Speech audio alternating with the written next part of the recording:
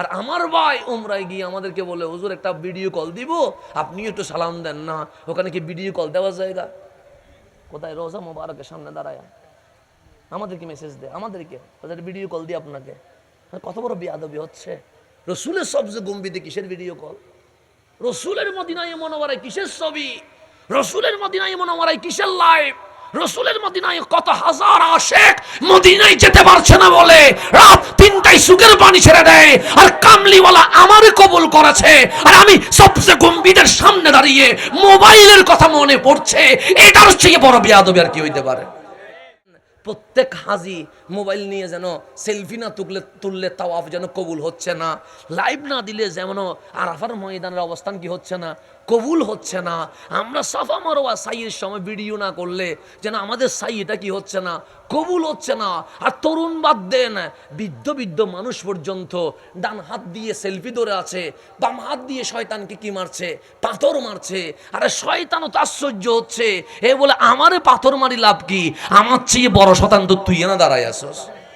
শয়তান তো আফসোস করতেছে, শয়তান আফসোস করতেছে। কারণ এমন মোবাইলে সরাসরি মদিনায় মুনাওয়ারা যেটা আদবের জায়গা। সৈয়দুনা মালিক রাদিয়াল্লাহু তাআলা, ইমাম মালিক, যিনি জুতা নিয়ে মদিনায় কি করে নাই, হাঁটে নাই। আপনি মদিনার চত্বরে জুতা ছাড়া হাঁটতে পারবেন? টাইসের গরমে ফাঁকি হয়ে যাবে, ফুসকা পড়ে যাবে। ওই জায়গায় সৈয়দুনা ইমাম মালিক জীবনে কখনো কি করে নাই, জুতা পরে নাই। ছাত্ররা জিজ্ঞেস করছেন, হুজুর এই গরমে মরুভূমির মাটি উত্তপ্ত হয়ে আছে, এই মাটিতে আপনার পায়ে ফোঁটা ফোঁটা আগুনের দাগ পড়ে যাচ্ছে, আপনি জুতা পরলে কি হয়? উনি বললেন, আমি এই শহরে জুতা পরি কেমনে? আমার কামলিওয়ালা কোন দিকে হেঁটে গেছে আমি তো জানি না, আমার নবীর হেঁটে যাওয়া মাটির উপরে আমি জুতা পরে হাঁটবো? এত বড় বেয়াদব তো আমি ইমাম মালিক হইতে পারবো না। আরে ইমামরা জুতা ছাড়া মদিনার আশেপাশে ঘুরছে, আর আমার ভাই উমরায় গিয়ে আমাদেরকে বলে, হুজুর একটা ভিডিও কল দিব, আপনি একটু সালাম দেন না। ওখানে কি ভিডিও কল দেওয়া জায়গা? কোথায়? রোজা মোবারকের সামনে দাঁড়ায় আমাদেরকে মেসেজ দেয়, আমাদেরকে ভিডিও কল দিয়ে আপনাকে। কত বড় বেয়াদবি হচ্ছে। রসুলের সবচেয়ে গম্ভীর কিসের ভিডিও কল? রসুলের মদিনায় মুনাওয়ারায় কিসের ছবি? রসুলের মদিনায় মুনাওয়ারায় কিসের লাইভ? রসুলের মদিনায় কত হাজার আশেক মদিনায় যেতে পারছে না বলে রাত 3টায় সুখের পানি ছেড়ে দেয়, আর কামলিওয়ালা আমারে কবুল করেছে, আর আমি সবচেয়ে গম্ভীরের সামনে দাঁড়িয়ে মোবাইলের কথা মনে পড়ছে। এটার চেয়ে বড় বেয়াদবি আর কি হইতে পারে? এটার চেয়ে বড় বেয়াদবি মোবাইলের কথা মনে পড়তেছে। কোথায় দাঁড়ায়?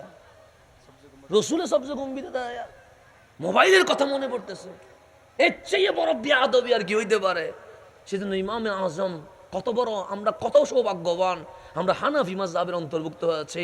ইমামে আজম ফতোয়া দিচ্ছেন, 4 রাকাত বিশিষ্ট নামাজে দ্বিতীয় রাকাতে তাহিয়া পড়ার পরে যদি দরুদ ইব্রাহিম কেউ ভুলে পড়ে, তাকে অবশ্যই সিজদা দিতে হবে। কি দিতে হবে? কয় রাকাতে? 4 রাকাত বিশিষ্ট নামাজের কয় রাকাতে? দ্বিতীয় রাকাতে কেউ যদি ভুলে কি পড়ে, দরুদ ইব্রাহিম পড়ে, তাহলে তাকে অবশ্যই কি দিতে হবে? সিজদা। সিজদা মানে কি? শাস্তি। সে দোষ করছে, অপরাধ করছে। ইমাম শাফি যেদিন আসলেন ইমামে আজম, সেদিন দুনিয়া থেকে কি হয়ে গেছে? পর্দা হয়েছে। এক ইমাম আসছে, আরেক ইমাম চলে গেছে। ইমাম শাফি যখন ইমামে আজমের ফতোয়া খুলতেছেন, দেখতেছেন 4 রাকাত বিশিষ্ট নামাজে ইমামে আজম ফতোয়া দিচ্ছে, দ্বিতীয় রাকাতে কেউ যদি দরুদ ইব্রাহিম পড়ে, তাকে কি দিতে হবে? সিজদা দিতে হবে। ইমাম শাফি বললেন, আই ইমামে আজম, আমি আপনাকে বুক থেকে শ্রদ্ধা করে আমি আপনার জুতা মাথার উপর নিতে পারি, আপনি ইমামে আজম, এতে কোনো সন্দেহ নাই, কিন্তু আমি এই ফতোয়া মানতে পারলাম না। তখন ইমাম শাফি ফতোয়া দিচ্ছে, আমার মাযহাবে 4 রাকাত বিশিষ্ট নামাজে দ্বিতীয় রাকাতে কেউ যদি দরুদ ইব্রাহিম পড়ে, তাকে কোনো সিজদা দেওয়া লাগবে না। ফতোয়া দিয়ে দিয়েছেন ইমাম শাফি। বলছে দরুদ শরীফ আবার কিসের ফতোয়া? দরুদ শরীফে কোনো ফতোয়া চলবে না, পড়ুক, অসুবিধা নাই, দ্বিতীয় রাকাতে যদি পড়ে কোনো সমস্যা নাই। ইমাম শাফি ফতোয়া দিয়ে দিয়েছেন যে আমার মাযহাবে 4 রাকাত বিশিষ্ট নামাজে দ্বিতীয় রাকাতে তাহিয়ার পরে কেউ যদি ভুলে দরুদ ইব্রাহিম পড়ে, তার নামাজ হয়ে যাবে, তাকে সিজদা দিতে হবে না। ফতোয়া দিয়ে দিয়েছেন। ফতোয়া দিয়ে ঘুমাইতে দেরি, ঘুমের মধ্যে দেখতেছেন আমার রসুলে আরবি বসে আছে, এক কোনায় ইমামে আজম আর এক কোনায় ইমাম শাফি বসে আছে। আমার কামলিওয়ালা ইমামে আজমের দিকে তাকায়া মিটি মিটি হাসি দেওয়া শুরু করছে। কার দিকে তাকায় আছে? আমার ইমামে আজমের দিকে তাকায় আছে। ইমাম শাফি বললেন, ফতোয়া দিলাম নবীর পক্ষে আমি, রসুল তাকায় আছে কার দিকে? ইমামে আজমের দিকে, আমি না দিলাম নবীর পক্ষে ফতোয়া। তখন ইমাম শাফি ডাক দিলেন, ইয়া রাসূলুল্লাহ, আপনি ওনার দিকে তাকিয়ে তাকিয়ে মিটি মিটি হাসতেছেন, আর আমার দিকে একটা বারও তাকাচ্ছেন না, আমার নবী তাও তাকায় না, শুধু ইমামে আজমের দিকে তাকিয়ে মিটি মিটি হাসতেছেন। ইমাম শাফি বললেন, ইয়া রাসূলুল্লাহ, আপনি কি জানেন ইমামে আজম আবু হানিফা কি ফতোয়া দিয়েছেন? উনি বলতেছেন 4 রাকাত বিশিষ্ট নামাজে দ্বিতীয় রাকাতে কেউ যদি দরুদ ইব্রাহিম পড়ে তাকে সৌসিজদা দিতে হবে। সৌসিজদা মানে শাস্তি, নবীর দরুদ আবার কিসের শাস্তি? আর আমি বলছি আমার মাযহাবে 4 রাকাত বিশিষ্ট নামাজে দ্বিতীয় রাকাতে কেউ যদি ভুলে দরুদ ইব্রাহিম পড়ে তাকে কোনো সৌসিজদা দিতে হবে না। আর আপনি তাকাই আছেন ইমামে আজমের দিকে, আপনি তো আমার দিকে তাকাবেন। আমার নবী ইমাম শাফির দিকে ফিরে বললেন, এর ইমাম শাফি, তুমি ওকে জিজ্ঞেস করো, ইমামে আজম আবু হানিফাকে জিজ্ঞেস করো উনি এই ফতোয়া কেন দিলেন। তখন ইমাম শাফি বললেন, এই ইমামে আজম, আমি তো আপনাকে অন্তর থেকে শ্রদ্ধা করি, আপনার জুতা আমি মাথায় নিতে প্রস্তুত আছি, কিন্তু নবীর দরুদ পড়লে সমস্যা কি? তো 4 রাকাত বিশিষ্ট নামাজে দ্বিতীয় রাকাতে দরুদ ইব্রাহিম যদি পড়ে আপনি বলছেন সহজিদা দিতে হবে, আমি মানতে পারলাম না। ইমামে আজম বললেন, এই ইমাম শাফি, 4 রাকাত বিশিষ্ট নামাজের দ্বিতীয় রাকাতে কি দরুদ পড়ার কোনো নিয়ম আছে? ইমাম শাফি বলেন, নিয়ম নাই। তো কেউ যদি পড়ে সে কি জেনে পড়ছে ইচ্ছাই না অনিচ্ছায়? সে ইচ্ছাই হলে তো কেউ পড়বে না, অনিচ্ছাই তো পড়বে। তো ইমাম শাফি বলছে, কেন আমি সৌসিজদার কথা বলেছি জানো? সে কেন? সে দ্বিতীয় রাকাতে কেউ যদি দরুদ ইব্রাহিম পড়ে সে ইচ্ছা করে পড়ে নাই, অনিচ্ছাই পড়েছে। সে জেনে পড়ে নাই, না জেনে পড়েছে, সে যে ভুলে পড়েছে, সে নামাজে অমনোযোগী অবস্থায় পড়েছে। আরে আমি ইমাম শাফির কথা হচ্ছে নবীর উপর দরুদ পড়বে আর মনোযোগ অন্যদিকে থাকবে, এটার চেয়ে বড় অপরাধ আর কিছু হইতে পারে না। তাকে অবশ্যই শাস্তিটা আওতায় আনতে হবে, তাকে সৌসিজদা দিতেই হবে, কারণ সে জেনে পড়ে নাই কেন। সে যখন দরুদ পড়বে তার ভিতরে খেয়াল থাকতে হবে আমার নবী তো আমার চোখের সামনে আছে, তার খেয়াল থাকতে হবে আমি নবীকে দেখে দেখে সালাম দিচ্ছি। আর সে ভুলে না জেনে দ্বিতীয় রাকাতে কি বলে ফেলছে, দরুদ পড়ছে, অনিচ্ছাই পড়লো কেন? এখানে আদবের কি আছে? ঘাটতি আছে। তা আদবের যেখানে ঘাটতি থাকে এর চেয়ে বড় অপরাধ আর কিছু হইতে, সুতরাং তাকে সৌসিজদা কি করতে হবে? দিতে হবে। ইমাম শাফি বলেন, ইয়া রাসূলুল্লাহ, আমি স্যালেন্ডার, ওনার কাছে আমি আর কখনো আর কোনো বিষয়ে আপত্তি করার কোনো সুযোগ নাই, কারণ ইশকে রাসূলের ব্যাপারে ইমাম শাফি অনেক দূরে গিয়ে আছেন। দেখেন ওনারা ভাবতেছেন দ্বিতীয় রাকাতে দরুদ পড়বে, তাও ভুলে কেন পড়বে? কারণ ভুলে যেহেতু এখানে তাজিম ছিল না। আর আমি আপনি সোনার মদিনার সবচেয়ে গম্ভীরের সামনে দাঁড়িয়ে মোবাইলে লাইভ দেওয়ার কথা মনে পড়তেছে, ফেসবুকে পোস্ট দেওয়ার কথা মনে পড়তেছে, সেইখানে বসে অন্যজনকে কল দেওয়ার কথা মনে পড়তেছে, এটার চেয়ে বড় বেয়াদবি এই জমিন আর হইতে পারে? সেজন্য গভর্নমেন্টের উচিত মদিনার হেরেম এবং মক্কার হেরেম, 2 হেরেমের মধ্যে টাচ মোবাইল বন্ধ করে দেওয়া, মোবাইল ইউজ করা ডাইরেক্ট হারাম ঘোষণা করে দেওয়া দরকার।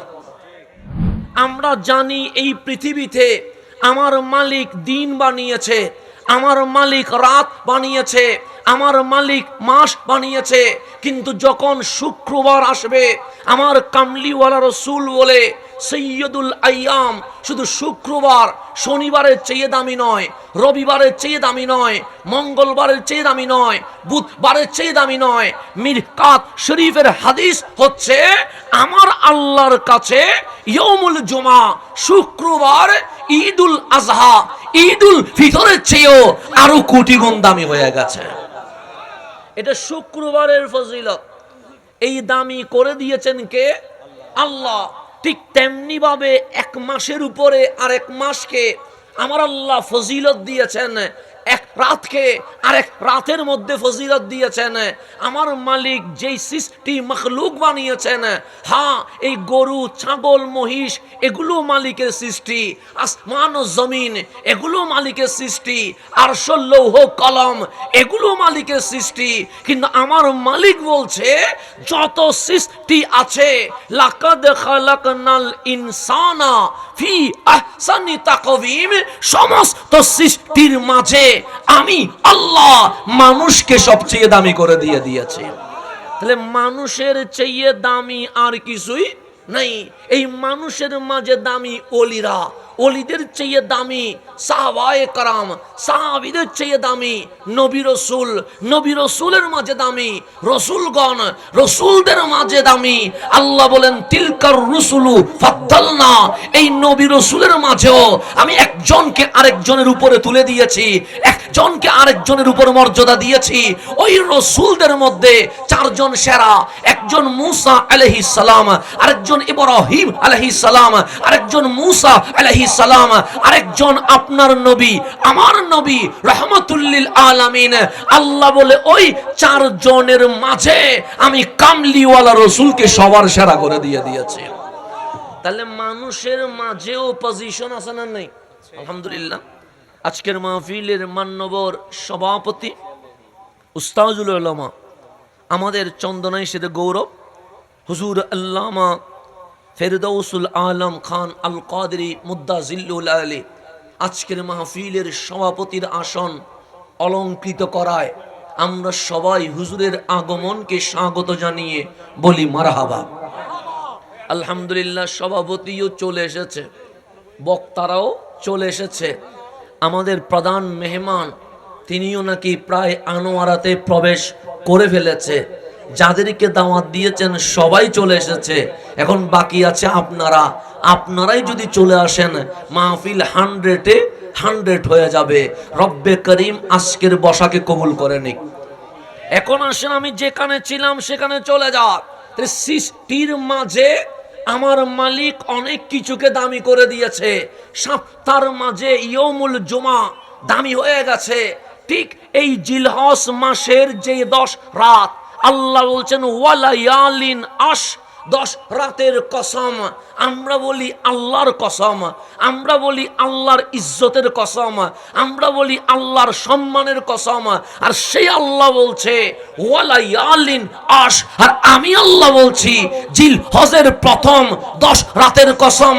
আমার কামলিওয়ালা বলে এই জিলহজের প্রথম 10 রাতের প্রত্যেকটা রাত আমার মালিকের কাছে এমন দামি হয়ে গেছে, একটা রাত লাইলাতুল কদরের চেয়ে আরো দামি হয়ে গেছে।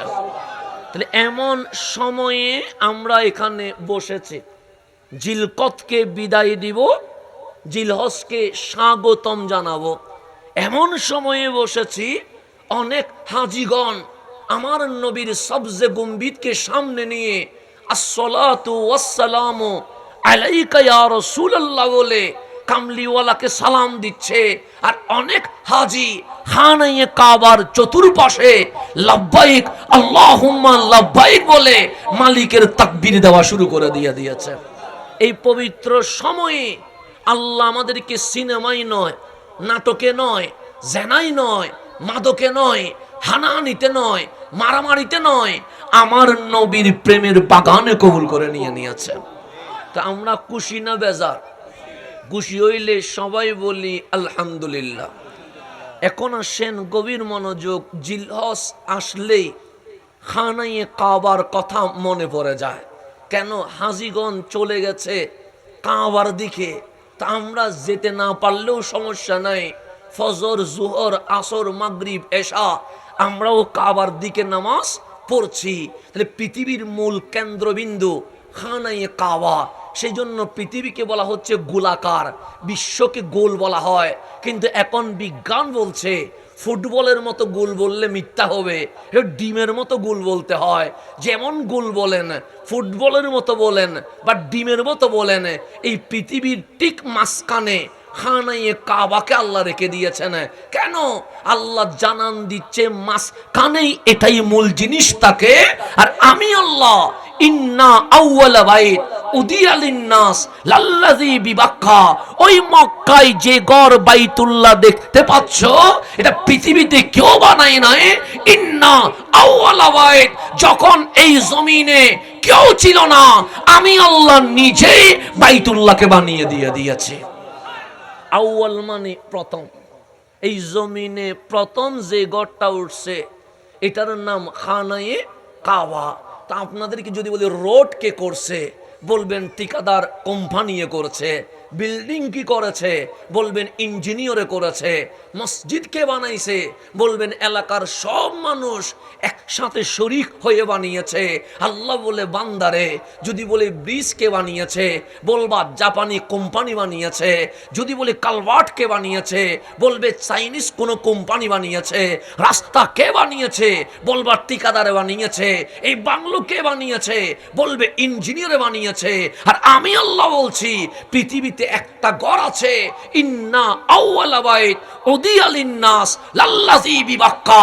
ওই খানায়ে কাবা যেটা আছে, এটা পৃথিবীর কোন ঠিকাদার, কোন ইঞ্জিনিয়ার, কোন কোম্পানি বানায় নাই, আমি আল্লাহ নিজেই বানিয়ে দিয়েছি।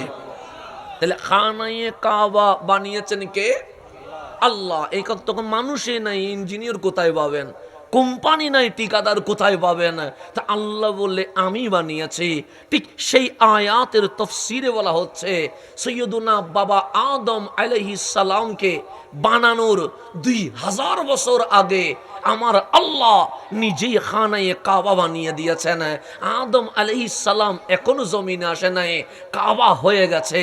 মা হাওয়া এখনো আসে নাই, কাবা হয়ে গেছে। ইব্রাহিম খলিলুল্লাহ এখনো আসে নাই, কাবা হয়ে গেছে। মুসা কালিমুল্লাহ এখনো আসে নাই, কাবা হয়ে গেছে।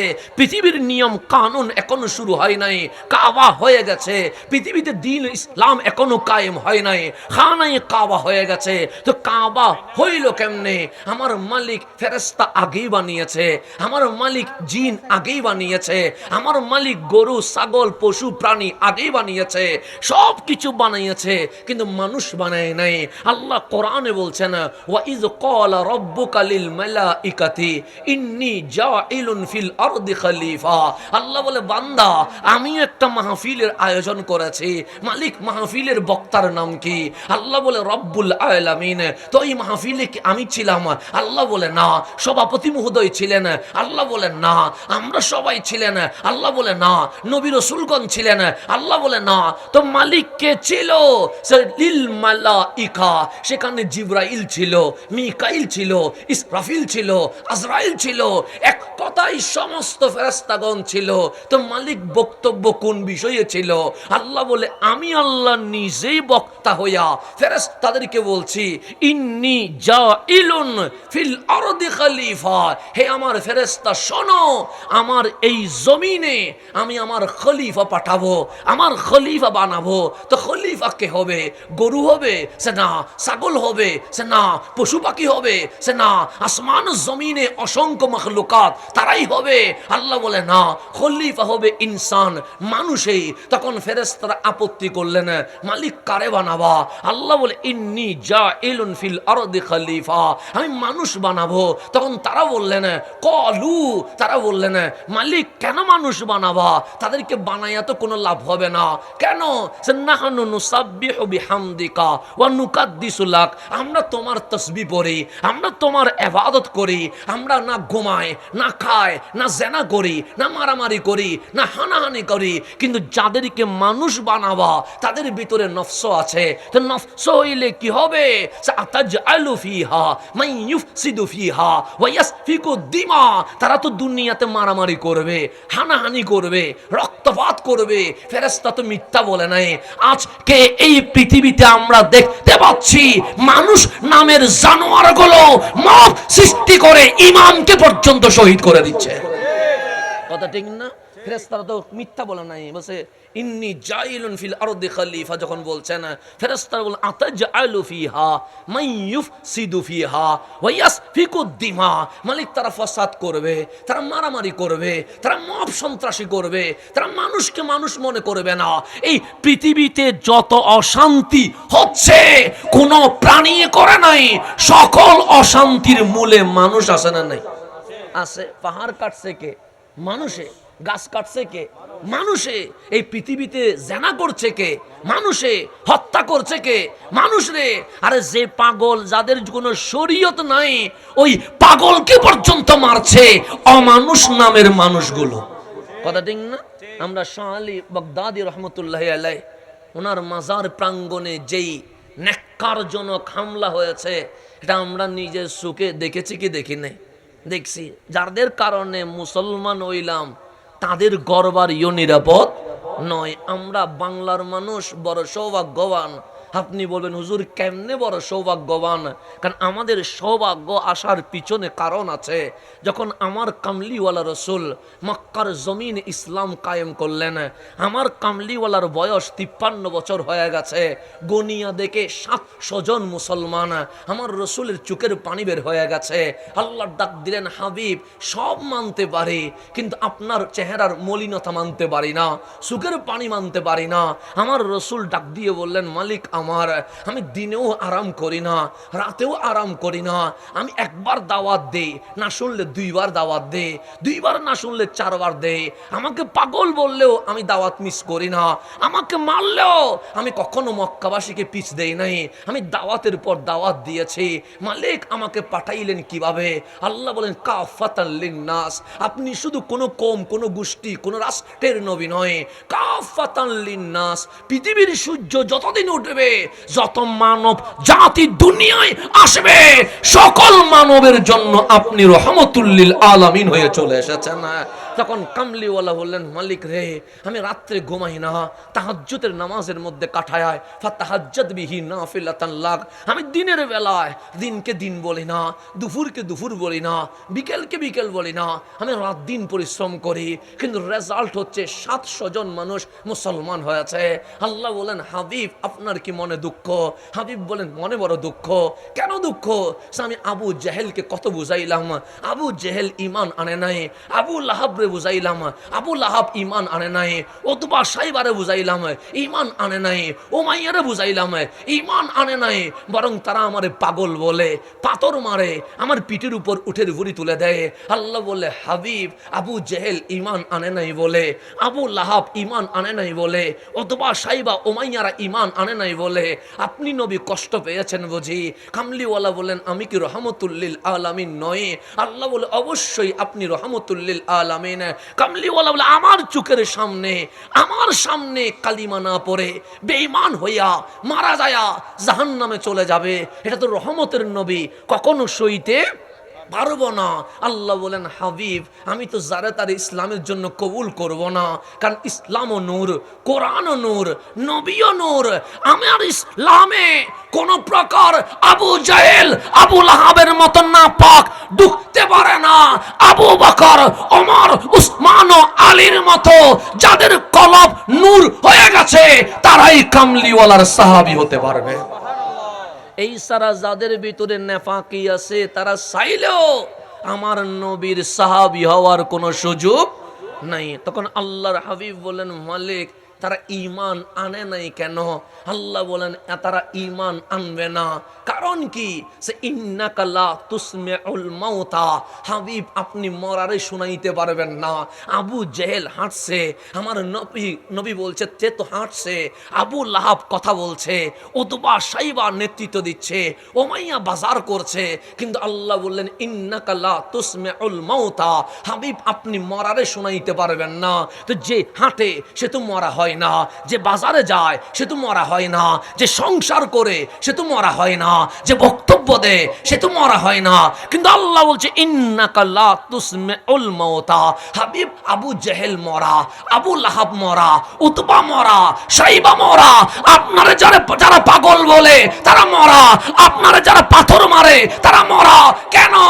দেখার নাম জিন্দা নয়, শোনার নাম জিন্দা নয়, বলার নাম জিন্দা নয়। যেই চোখ নবী চিনে নাই, যেই কান নবীর শান শুনে নাই, যেই জিহ্বা নবীর পক্ষে কথা বলতে পারে নাই, সে দুনিয়াতে জিন্দা হইলেও আল্লাহ বলে পৃথিবীতে সে মরে গেছে। তার নাম তাকবীর, নারে রিসালাত, নারে গাউসিয়া। তাহলে ইন্নাকা লা তুসমিউল মাউতা, হাবিব আপনি মরারে শুনাইতে পারবেন না ঘোষণাকার আল্লাহর। তো যে নবী চিনে নাই সে মরা, যে নবী শানে বেয়াদবি করে সে মরা, যে রসুলের ইয়া রাসূলুল্লাহ বলতে পারে নাই সে মরা, যে মিলাদুন নবীর মাসে নবী পায়া খুশি হইতে পারে নাই সেই মরা, যে জশ্নে জুলুস করতে পারে নাই সে জিন্দা নয়, সে মরে ফুসি গেছে। যে দুনিয়াতে মুসি গেছে সে কখনো নবীরে জিন্দা বলবে কেমনে? সে তো নিজে ফোঁসা। যে যেরকম সে ভাববে সেরকম, সে যে দুনিয়াতে মরা, তার কাছে নবী মরা মনে হয়। আর যারা নবী প্রেমিক তারা মাটির উপরেও জিন্দা, মাটির নিচেও জিন্দা। এই জিন্দা বলে সুন্নিরা বলার সময় বলে হায়াতুন নবী, উম্মত গোলাম যদি জিন্দা হইতে পারে, মুনিব নবী তো আরো বেশি জিন্দা হয়ে গেছে। সেই জন্য যে যেরকম সে সেরকম ভাবে। এখানে নিয়ে মনে কষ্ট পাওয়ার কিছু নাই। কেউ যদি বলেন নবী মরা, বুঝি যাবেন সমস্যা নবীর না, সমস্যা তার যে মরা, সে নবীরে মরা বলে। আর কেউ যদি বলেন নবী জিন্দা, বুঝবেন কামিয়াব হয়ে গেছে। কেন? দুনিয়াতেও সে জিন্দা, মরার পরেও সে জিন্দা। সে কারণে তার কাছে নবীটাও কি হয়ে গেছে? জিন্দা হয়ে গেছে। তো আল্লাহ বললেন হাবিব এই মরাগুলো শুনবে না। তখন আল্লাহ হাবিব জিজ্ঞেস করলেন মওলা যারা শুনবে না তাদেরকে আমি কি করব? আল্লাহ বলে যেগুলো শুনবে না তাদেরকে দাওয়াত দেওয়ার দরকার নাই। তো দাওয়াত যদি দেওয়ার দরকার না হয় আমি কি মক্কায় থাকবো? আল্লাহ বলেন না, আপনি ইয়াসরাব নামক জায়গায় চলে যান। কেন? ওখানের মানুষগুলো নবী দেখে নাই, কিন্তু নবীর প্রেমে তারা উত্তাল হয়ে আছে। আপনি কদম রেখে ইয়াসরিবকে মদিনা বানায়া দেন। সেজন্য বুখারী শরীফের হাদিস হচ্ছে আমার রাসূল বলছেন ইউকল, মানুষ এই জমিনকে ইয়াসরিব বলে। সে না না না, আমি নবীর কদম এই মাটিতে লাগতে দেরি, এটা আর ইয়াসরিব নয়, এটা মদিনায় মুনাওয়ারা হয়ে গেছে। আমার রাসূল যাইতে দেরি, এটা কি হয়ে গেছে? মদিনা হয়ে গেছে। তা আল্লাহ বলেন হাবিব যারা আপনারে 53 বছরে শুনে নাই, শিখে নাই, দেখে নাই, চিনে নাই, গোলামি নিতে পারে নাই, ওদের মাঝে তাকার কোনো দরকার নাই। যারা চিনে তাদের কাছে জানে। সেই জন্য বাংলাদেশে একটু নবীর প্রেমের কথা বেশি হয়। কেন? কারণ আমরা নবীরে চিনছি বলে। যাদের কপালে নবী চিনা হয় নাই তারা নবীর কথা বলবে না। তো আমরাই সৌভাগ্যবান, কারণ আমাদের মুখ দিয়ে নবীর কথা বের হয়। আমার রাসূল 53 বছর বয়সে খানায়ে কাবার ওই চত্বর মক্কা নগরী ছেড়ে দিয়ে মদিনায় মুনাওয়ারায় আসলেন। পৃথিবীর ইসলামের সূর্য উঠে গেছে। দলে দলে আমার নবীর কদমে মানুষ আসতে লাগলেন। কামলিওয়ালার ওফাত হলেন, জাহিরি পর্দা হয়ে গেলেন। সৈয়দুনা সিদ্দিক আকবর খেলাফতে আসলেন। খেলাফতে যখন আসলেন আস্তে আস্তে সাহাবায়ে কেরাম দিক বেদিক ছুটতে শুরু করেছে। এক রাষ্ট্র থেকে আরেক রাষ্ট্র শুরু করেছে। ইতিহাস লিখছে ওই জামানায় সিদ্দিক আকবরের জামানা থেকে ফারুক আজম, ফারুক আজমের জামানা থেকে উসমান যুন্নুরাইন, উসমান যুন্নুরাইনের জামানা থেকে মাওলা আলী। তখন ওই জামানায় সাহাবায়ে কেরাম এক দেশ থেকে আরেক দেশে যাচ্ছে ইসলাম প্রচারের জন্য। সেখানে লেখা আছে 313 জন বদরি সাহাবীর মাঝে 150 জন সাহাবী বাগদাদে চলে এসেছে। বদরি সাহাবী কয়জন? 313। তোর মধ্যে 150 জন, তার মানে 150 জন চলে আসছে কোথায়? বাগদাদে। বদরি সাহাবী, বদরি সাহাবীদের মধ্যে 150 জন আসছে বাগদাদে। মদিনার আনসার থেকে আরো 150 জন আসছে বাগদাদে। হইল কয়জন? 300 জন। 300 জন আসি গেছে কোথায়? বাগদাদে। এটা যেন গভীরভাবে খেয়াল করবেন। আমরা কত সৌভাগ্যবান বান্দা, কত সৌভাগ্যবান নবীর উম্মত, কত সৌভাগ্যবান মালিকের বান্দা। 150 জন বদরি সাহাবী ওনারা মদিনায় মুনাওয়ারার সফর শেষ করে সবাই চলে আসলেন কোথায়? বাগদাদে। 150 জন আনসারী সাহাবী যারা মদিনা ছেড়ে চলে আসছেন কোথায়? বাগদাদে। তার মধ্যে ফকিহুল উম্মাহ যাকে বলা হয় হযরতে আব্দুল্লাহ ইবনে মাসউদ রাদিয়াল্লাহু তাআলা আনহুমা, উনিও চলে আসছেন কোথায়? বাগদাদে।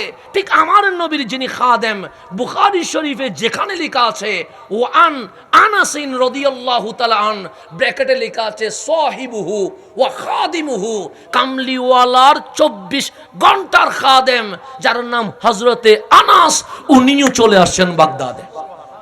উনিও চলে আসেন কোথায়? বাগদাদে। মানে পুরা এলম সব জমা হচ্ছে কোথায়? বাগদাদে। এটা খুব ডিপলি কথা উলামায়ে কেরাম যদিও বা জাহেরান মানুষের সামনে বলে না। হযরতে আনাস বিন মালিক রাদিয়াল্লাহু তাআলা আন, ওনার বয়স যখন 10 বছর তখন আমার নবী আসলেন ইয়াসরিবে। ইয়াসরিব হয়ে গেছে কত? মদিনায়ে মুনাওয়ারা। তো 10 বছরের বাচ্চা কি কিছু বুঝেনি? বুঝে না, তোরা খেলবে, দৌড়বে, কথা বলবে, ডিস্টার্ব করবে। যেমন ছোট ছোট বাচ্চাগুলো একবার এদিকে আসতেছে, আরেকবার ওইদিকে যাচ্ছে। তো তার বয়স যদি 20 বছর হইতো, সে কি কখনো দৌড়াদৌড়ি করতো? কেন? তার এই যে শিশু সুলভ আচরণ, সে তো ও করবে। আমি যদি এখান থেকে না আমি দৌড়ি, মানুষে পাগল বলবে না? আচ্ছা, এই হুজুরে কি শুরু করছি, না আমি এখানে ডানে আর বামে দৌড়ে, তা আমি দৌড়লে আপনি বলবেন মেন্টাল। কিন্তু এই ছোট বাচ্চা দৌড়লে আপনি বলবেন না না, এটা তো ওর আচরণ শিশু সুলভ। ওই 10 বছরের বাচ্চা আনাস যেদিন শুনেছে কামলিওয়ালা আসবে, সেদিন থেকে পাহাড়ের চওড়ায় দাঁড়িয়ে আছে যে আমি আনাস সর্বপ্রথম আমার নবীকে দেখে স্লোগান দিব, যা রাসূলুল্লাহ, দেখো দেখো ইয়াসরিব আর ইয়াসরিব নাই, কামলিওয়ালা এসে গেছে। আমার নবীর কদমের নূরে ইয়াসরিব আজ মদিনায় মুনাওয়ারা হয়ে গেছে। 10 বছরের বাচ্চা অপেক্ষা আছে কার জন্য? নবীর জন্য, মদিনাওয়ালার জন্য। কামলিওয়ালা আসলেন, মানুষ রসুলকে টানছে। এগুলো বলতে গেলে অনেক দূরে চলে যাবে ঘটনা। মানুষ টানছে রসুলকে। রসুলের ওঁট মোবারক গিয়ে থামলেন হযরতে আবু আইয়ুব আনসারী রাদিয়াল্লাহু তাআলার ঘর, যেটাকে আবু আইয়ুব আনসারীর ঘর বলছে না, কিতাব তারিখ হিস্টোরি ইতিহাস বলছে এই ঘরটা স্বয়ং 1000 বছর আগে আমার নবী মদিনায় আসার ইয়ামানের বাদশা আমার নবীর জন্য হাদিয়া হিসেবে বানিয়েছিল। নবী কারো ঘরে ওঠে নাই, নবী নিজের ঘরে উঠছে। এই আবু আইয়ুব আনসারীর ঘর, এটা রসুলের ঘর, এখানে রসুল উঠছে। তো যখন একটা ঘর নির্ধারিত হয়ে গেছে, সেখানে কেউ কাপড় নিয়ে যাচ্ছে, কেউ থালা বাসন নিয়ে যাচ্ছে, কেউ খাবার নিয়ে যাচ্ছে, কেউ হাদিয়া নিয়ে যাচ্ছে। সৈয়দুনা আনাস মায়ের কাছে আসলেন, মাগো ইয়াসরিবের আবহাওয়া পরিবর্তন হয়ে গেছে। কেন? কামলিওয়ালা ইয়াসরিবকে মদিনা বানিয়ে দিয়েছে, সবাই হাদিয়ানি দিচ্ছে। মারে আমাদের ঘরে কি দামি কোনো জিনিস নাই? মা বললেন, আমরা গরিব মানুষ, এক বেলা খাইলে 2 বেলা খাইতে পারি না, দামি জিনিস থাকবে কোত্থেকে? তা যদি দামি জিনিস থাকতো আমরাও তো নবীকে হাদিয়া দিতে পারতাম। সৈয়দুনা আনাসের মায়ের চেহারার রং পরিবর্তন হয়ে গেছে।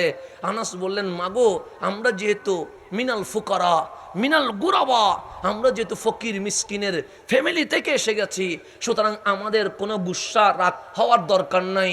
যেহেতু নবীজিকে অনেকে হাদিয়া দিচ্ছে, আমরা না দিলেও কোনো সমস্যা নাই। তখন আনাসের মাকে সান্ত্বনা দিয়ে আনাস জিজ্ঞেস করলেন, মারে তোমার কাছে সবচেয়ে দামি জিনিস কোনটা? তো মা আনাসের দিকে তাকিয়ে বলছেন, বাবারে সূর্যের চেয়ে, চাঁদের চেয়ে, আসমান ও জমিনের চেয়ে সবচেয়ে দামি জিনিস আমার কাছে আমার ছেলে আনাস। তখন আনাস বলে, আগে না বলছিলা ঘরে দামি জিনিস নাই? কে বলে দামি জিনিস নাই? তোমার ঘরে তো আমি আনাস তোমার কাছে সবচেয়ে দামি। মারে একটা কাজ করো না। সে কি কাজ? সে আমি আনাসকে ধরে তুমি মা নবীর কদমে হাদিয়া দিয়ে দাও।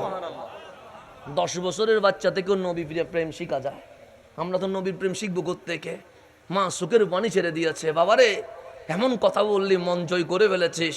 ওই ছেলেদের নিয়ে নবীর ঘরে গিয়ে বলছেন, ইয়া রাসূলুল্লাহ, আমি গরিব মিসকিন, এক বেলা খাইলে 2 বেলা খাইতে পারি না। কত মানুষ আপনাকে হাদিয়া দিচ্ছে, কেউ কাপড়, কেউ থালা বাসন, কেউ খাবার, কেউ টাকা পয়সা। আমার কাছে দেওয়ার মতো কোনো কিছুই নাই। আমার একটা ছেলে আছে আনাস, এটাকে আপনার কদমে হাদিয়া দিয়ে দিছে। সেদিন থেকে উনি হয়ে গেছেন নবীর খাদেম। একটা সেকেন্ডের জন্য নবী বাদ দেয় নাই, একটা মিনিটের জন্য নবী বাদ দেয় নাই, একটা মাসের জন্য নবী বাদ দেয় নাই। লাগাতার 10 বছর আমার নবীর খেদমতে কাটিয়ে দিয়েছেন, আমার নবীর গোলামিয়তে কাটিয়ে দিয়েছেন। সৈয়দুনা আনাসের বয়স যখন 20 বছর, আমার নবীর দুনিয়ার সফর শেষ করে মাওলার দিকে সফর শুরু করলেন। ঠিক লাস্ট যখন দিকে চলে আসছেন, আমার কামলিওয়ালা বলেন, আনাস এদিকে এসো। আনাস আসলেন। আমার রসুল বললেন, আনাস তোমার কি লাগবে? আনাস বলে, আমার কিছুই লাগবে না, একটা জিনিস লাগবে। দুনিয়াতে যেমন নবীর সাথে ছিলাম, আখিরাতেও নবীর সাথে থাকতে চায়। আমার কামলিওয়ালা বলে, আনাস দোয়া কবুল হয়ে গেছে। আনাস মুখটা খোলো না। আনাস বললেন, কেন? আমার নবী বলেন, আনাস রে, আমি ভবিষ্যৎবাণী করছি, তুমি অনেক দিন হায়াত পাবা, ওই কুফার ইরাক অঞ্চলে একজন সন্তানের জন্ম হবে, তার নাম নুমান। সে হবে দুনিয়ায় জ্ঞানীদের মধ্যে জ্ঞানী। আমি নবী তোমার জিহ্বায় আমার তুতো মোবারক দিয়ে গেলাম, ওই এলমের খজিনা তোমাকে দিয়ে গেলাম। তোমার সাথে যখন নুমানের দেখা হবে, আমার তুতো মোবারক নুমানের মুখে দিয়ে দিবা। সেই সময় থেকে আমার নুমান ইমামে আজম হিসেবে স্বীকৃতি পেয়ে যাবে।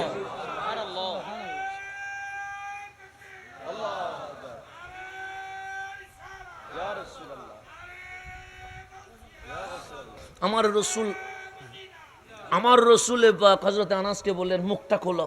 উনি মুখ খুললেন, আমার নবীজি তুতু মুবারক দিলেন। কেন? আনা মদিনাতুল ইলম, এলমের শহর। ওই এলম থেকে কিছু অংশ আনাসকে জিম্মাদার দিয়ে দিলেন, আমানত দিয়ে দিলেন। সৈয়দুনা হযরত ইমামে আজম আবু হানিফা রাদিয়াল্লাহু তাআলা রওয়ায়াত করছেন, সৈয়দুনা আনাস চলে আসলেন কুফার জমিনে।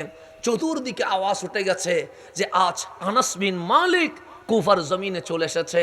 তো একজন বড় আলেম যদি আনোয়ারাতে আসে, আপনার দেখা করতে যান কি যান না? যান তো, সবাই তো দেখা করতে যাবেন। যখন বিদেশ থেকে কোনো মেহমান আসছে, আমরা দেখা করতে যাই। হুজুর কিবলাই আলম আসছে, আমরা ছুটে ছুটে গাড়ি নিয়ে কোথায় চলে যায়? জশ্নে জুলুসে চলে যায়। একটা পলক যদি নবীর আওলাদকে দেখতে পারি, এটাই আমাদের নাজাতের ওসিলা মনে করে। কথা ঠিক না? 10 মাঘ আসলে আমরা মাইজবান্ডার দরবারে চলে যাই। কাল 18 তারিখ, কাল বাবা শাহ আমানতের উর্সে পাক, আমরা সেখানেও দলে দলে কি করব? যাব। কেন? যেখানে আল্লাহর প্রিয় বান্দা তাকে ওনাদের সম্পর্ক রাখা, কুনুম আস-সাদিকিন, সালেহিনদের সাথে একসাথে থাকতে পারা, এটাই বড় নাজাতের ওসিলা হতে পারে। তা আনাস বিন মালিক আসলেন কুফায়। কুফাবাসী আনাস বিন মালিককে পায়া, নবীর খাদেমকে পেয়ে চতুর্দিক থেকে মানুষ আসছে কি নেওয়ার জন্য? দোয়া নেওয়ার জন্য।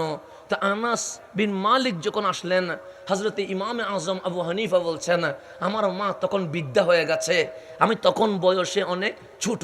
আমার মা বললেন, ওরে নোমান, চলো কুফাতে নবীর সাহাবী হযরতে আনাস এসেছে, ওনার থেকে একটু দোয়া নিতে যাব। সৈয়দুনা আবু হানিফা বলছেন, আমার মা আমাকে ধরে কুফা শহরে আসলেন। দেখলাম মানুষের ভিড় আর ভিড়, আমি নোমান বড় ভয় পেয়ে গেলাম। এত ভিড়ের মাঝে আমরা নবীর সাহাবীর দিদার কেমনে পাবো? তা আমার মা যেহেতু বিদ্যা ছিলেন, আমার মাকে দেখে মানুষ সাইড করে দিচ্ছে। কারণ বিদ্যা মহিলা দেখলে আমরা মাঝে মাঝে বাসের মধ্যে সিট ছেড়ে দিই। কথা ঠিক না? রাস্তা কি করে দিই? সাইড করে দিই। তো হযরতে আবু হানিফার আম্মা জান বিদ্যা ছিলেন, লাঠি নিয়ে আসছেন। তো মানুষ যখন দেখলেন একটা বিদ্যা মহিলা নবীর সাহাবীর দোয়ার জন্য আসছে, সবাই সাইড করে দিলেন। আমার মা আমাকে ধরে আছে। আস্তে আস্তে আস্তে আস্তে আমরা সৈয়দুনা আনাসের সামনে আসলাম। আমি নোমান দেখতে পাচ্ছি সৈয়দুনা আনাসের চুল পেকে গেছে, দাড়ি সাদা হয়ে গেছে, বুড়ুগুলো সাদা হয়ে গেছে, বুড়ুর পলক নিচে নেমে গেছে। মানুষ বেশি বৃদ্ধ হয়ে গেলে কুজু হয়ে যায়। সৈয়দুনা আনাসও সোজা থেকে কি হয়ে গেছে? কুজু হয়ে গেছে। চোখের বুড়ো এত নিচু হয়ে গেছে, উনি ভালো করে কি করতে পারে না, চোখ খুলতে পারে না, কারণ বয়স অনেক বেশি হয়ে গেছে। কখন রাসূলের ইন্তেকাল, আর এখন সৈয়দুনা ইমামে আজমের জামানা। তো ওনার চোখের বুড়ো নিচের দিকে নেমে গেছে। যখন হযরতে আবু হানিফার আম্মা জান সৈয়দুনা আনাসের দরবার আসলেন, নবীর যে আমানত নিজের মুখের মধ্যে রেখেছি, ওই তুতো মোবারক আজ তুমি নোমানকে আমি দিয়ে দেব। সৈয়দুনা আবু হানিফা, তখন তো আবু হানিফা না, তখন তো নোমান বিন সাবেত, উনি বলেন আমি মুখ খুললাম, সৈয়দুনা আনাস আমাকে কি করে দিলেন? তুতু মুবারক দিয়ে দিলেন। এই নোমান সেদিন থেকে ইমামে আজম হয়ে গেছে। তো সবগুলো আসছে কোথায়? বাগদাদে। সাহাবীদের এরিয়া কোথায়? বাগদাদে। আপনারা আমরা কত সৌভাগ্যবান, সেই বাগদাদে বদরি সাহাবী, সেই বাগদাদে আনসারী সাহাবী, সেই বাগদাদে ফকিউল উম্মাহ, সেই বাগদাদে নবীর সাহাবী, নবীর খাদেম, নবীর সাহেব সবাই সেখান থেকে। আর সেখান থেকেই আস্তে আস্তে করে এই সোনার বাংলাদেশে শাহ আলী বাগদাদির মাধ্যমে, শরফুদ্দীন চিশতির মাধ্যমে ওই বাগদাদের জমিন থেকে বাংলার জমিন ইসলাম পেয়ে গেছে। আমরা ইসলাম পাইছি, এটা কানেকশন মদিনা থেকে ডাইরেক্ট। কোত্থেকে? মদিনা থেকে ডাইরেক্ট কানেকশন। আমাদের কানেকশনের মধ্যে কোনো ভেজাল।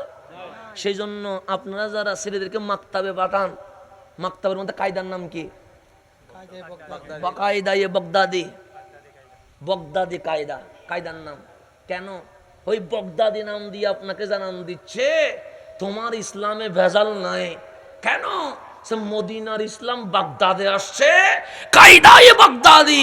সর্বপ্রথম তুমি যখন মাকতাবে গেছো, তোমার ভেতরে নসদের প্রেম যেন না আসে, তোমার ভেতরে খারেজির প্রেম যেন না আসে, তোমার ভেতরে শিয়ার প্রেম যেন না আসে। কায়দায়ে বাগদাদি, তোমার ইসলাম বাগদাদ থেকে এসেছে। তুমি খারেজিও নয়, তুমি শিয়াও নয়, তুমি মুস্তাফার গোলাম আহলে সুন্নাত ওয়াল জামাত। সেই জন্য প্রথম বই খুলতে গিয়েই প্রথমে লেখা আছে কায়দায়ে বাগদাদি। আলিফবার আগে, কিসের আগে? আলিফবার আগে, বিসমিল্লাহর আগে লেখা আছে কায়দায়ে বাগদাদি। কেন বাগদাদি? তোমার প্রেম যেন গৌসে পাক পর্যন্ত যায়, সেজন্য প্রথম বই বাগদাদি বই। আর সেটা বাদ দিয়ে এখন আসি নজদের প্রেমে। কিসের প্রেমে? নজদের প্রেমে। এখন আসি খারজিয়তের প্রেমে, কেউ আছে শিয়াবাদের প্রেমে। এই প্রেম তো আমাদের দরকার ছিল না। আমাদের তো প্রথম বইয়ে লেখা আছে কায়দায়ে বাগদাদি। কেন? সে মদিনার ইসলামটা বাগদাদে আসছে, ওই বাগদাদের ইসলামটা তোমার সোনার বাংলাদেশে আসছে। শাহ আলী বাগদাদি, ওনার মাধ্যমে আমরা ইসলাম পেয়েছি। শরফুদ্দিন চিশতি, ওনার মাধ্যমে আমরা ইসলাম পেয়েছি। বাইজিদ বুস্তামি, ওনার মাধ্যমে আমরা ইসলাম পেয়েছি। শাহ জালাল, শাহ কামাল, নাসিরউদ্দিন সিবা সালা, ওনাদের মাধ্যমে আমরা ইসলাম পেয়েছি। মোহসেন আউলিয়া শাহ আমানত, ওনাদের মাধ্যমে আমরা ইসলাম পেয়েছি। তাজ শাহ আলীর বাগদাদির মাজারে হামলা করে তারা প্রমাণ করছে আমরা মদিনার ইসলাম নয়, আমরা এজিদের ইসলামে বিশ্বাস করি। এটাই তারা প্রমাণ করেছে। আমাদের কায়দা লিখে ছিল কায়দায়ে বাগদাদি। কেন? শাহ আলী বাগদাদি থেকে। কি থেকে? শাহ আলী বাগদাদি ইসলামের, আমাদের বাংলাদেশের জন্য ইসলামের মূল, আমাদের বাংলাদেশের জন্য ইসলামের আসল। সেজন্য শাহ আলী বাগদাদির মাধ্যমে ইসলামটা এখানে এসেছে বলে আমাদের কায়দার নাম কি? কায়দায়ে বাগদাদি। এই বাগদাদি নামটা সেখান থেকে এখানে এসেছে। আজকে সোনার বাংলাদেশে দেখতে হয় যাদের কারণে মুসলমান হইলাম, তাদের পবিত্র দরগা পর্যন্ত এই মুসলিম নামক খারেজি, উগ্রবাদী, জঙ্গি, এজিদের হাতে কখনো নিরাপদ নয়। ওরা কি ইসলামের কোনো লাভ করেছে? বাংলাদেশে নাস্তিক আছে না? অনেক নাস্তিক আছে তো। প্রত্যেক নাস্তিককে জিজ্ঞেস করবেন তোমার আসল পরিচয় কি, দেখবেন ওর বাবা মুসলমান, ওর মা মুসলমান, ওর বংশ মুসলমান। মুসলমানের ঘরের ছেলে কি হয়ে গেছে? নাস্তিক হয়ে গেছে। কারণ জিজ্ঞেস করবেন তুমি কি কোরআনে কোনো ভুল পাইছো? ও বলবে আমি কোরআন পড়িই নেই, ভুল পাবো কোত্থেকে। তুমি কি আমার নবীর জীবনীতে কোনো দোষ পেয়েছো? হে বলবে রসুলের জীবনী আমার ভালো করে কি হয় নাই, পড়া হয় না, তো তুমি নাস্তিক হইছো কেন? তখন উত্তর দিবে তোমাদের মধ্যে দাড়ি টুপি জুব্বা পরে মাদ্রাসায় যখন ছেলের উপর বলাৎকার করে তখন আমরা মুসলিম থাকতে পারি না। তাদের কারণে নাস্তিক হয়েছে, তাদের কারণে নাস্তিক হয়েছে। এখানে তাদের কাছে ছোট মেয়ে নিরাপদ নয়, তাদের কাছে মানুষের বউ নিরাপদ নয়। তাহলে এখন মাজারে যদি গাজা চলে বলে মাজার ভাঙ্গে, বলৎকারের কারণে তাদের মাদ্রাসাগুলো ভাঙ্গা উচিত ছিল। তো ভাঙ্গে নাই কেন? প্রশ্ন হচ্ছে তুমি ভাঙ্গো নাই কেন? তখন উত্তর আসবে আমাদের জন্মই তো এটার উপরে হয়। কথা ঠিক না? তো যেগুলা চরিত্র ঠিক নাই এগুলা কি আর ভালো কোনো আচরণ করতে পারবে? যাদের চরিত্রই কি নাই, ঠিক নাই, এগুলো মাজার ভাঙবে, কারণ চরিত্র তো ঠিক নাই। এগুলোর কাছে না মা নিরাপদ থাকে, না বোন নিরাপদ থাকে, না মেয়ে নিরাপদ থাকে, না ছেলে নিরাপদ থাকে। তো যাদের কাছে কেউ নিরাপদ নয় তাদের কাছে শান্তির জায়গা মাজার, দরগা, খানেকা নিরাপদ থাকবে কোত্থেকে? ওদের ভিতরে কালচার চরিত্রগতভাবে কি নয়, ঠিক নয়। তা আল্লাহ যেন সেই খারেজি থেকে, উগ্র থেকে, জঙ্গিদের থেকে আমাদের সোনার বাংলাদেশকে যেন হেফাজত করেন।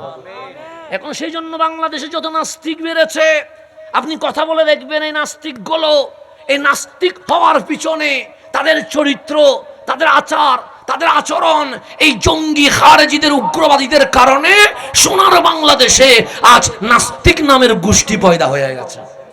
অনেক ছেলে সেকুলার হয়ে গেছে। আনোয়াতে দেখবেন অনেক ছেলে ইসলাম ত্যাগ করেছে, শুধু জুমার নামাজ পড়ে। কিসের নামাজ পড়ে?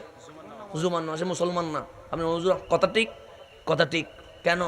কারণ আমরা যে ঢাকায় নামাজ পড়ায় আমাদের হর এক রকম মুসল্লি আছে, একরকম না, হর এক রকম মুসল্লি।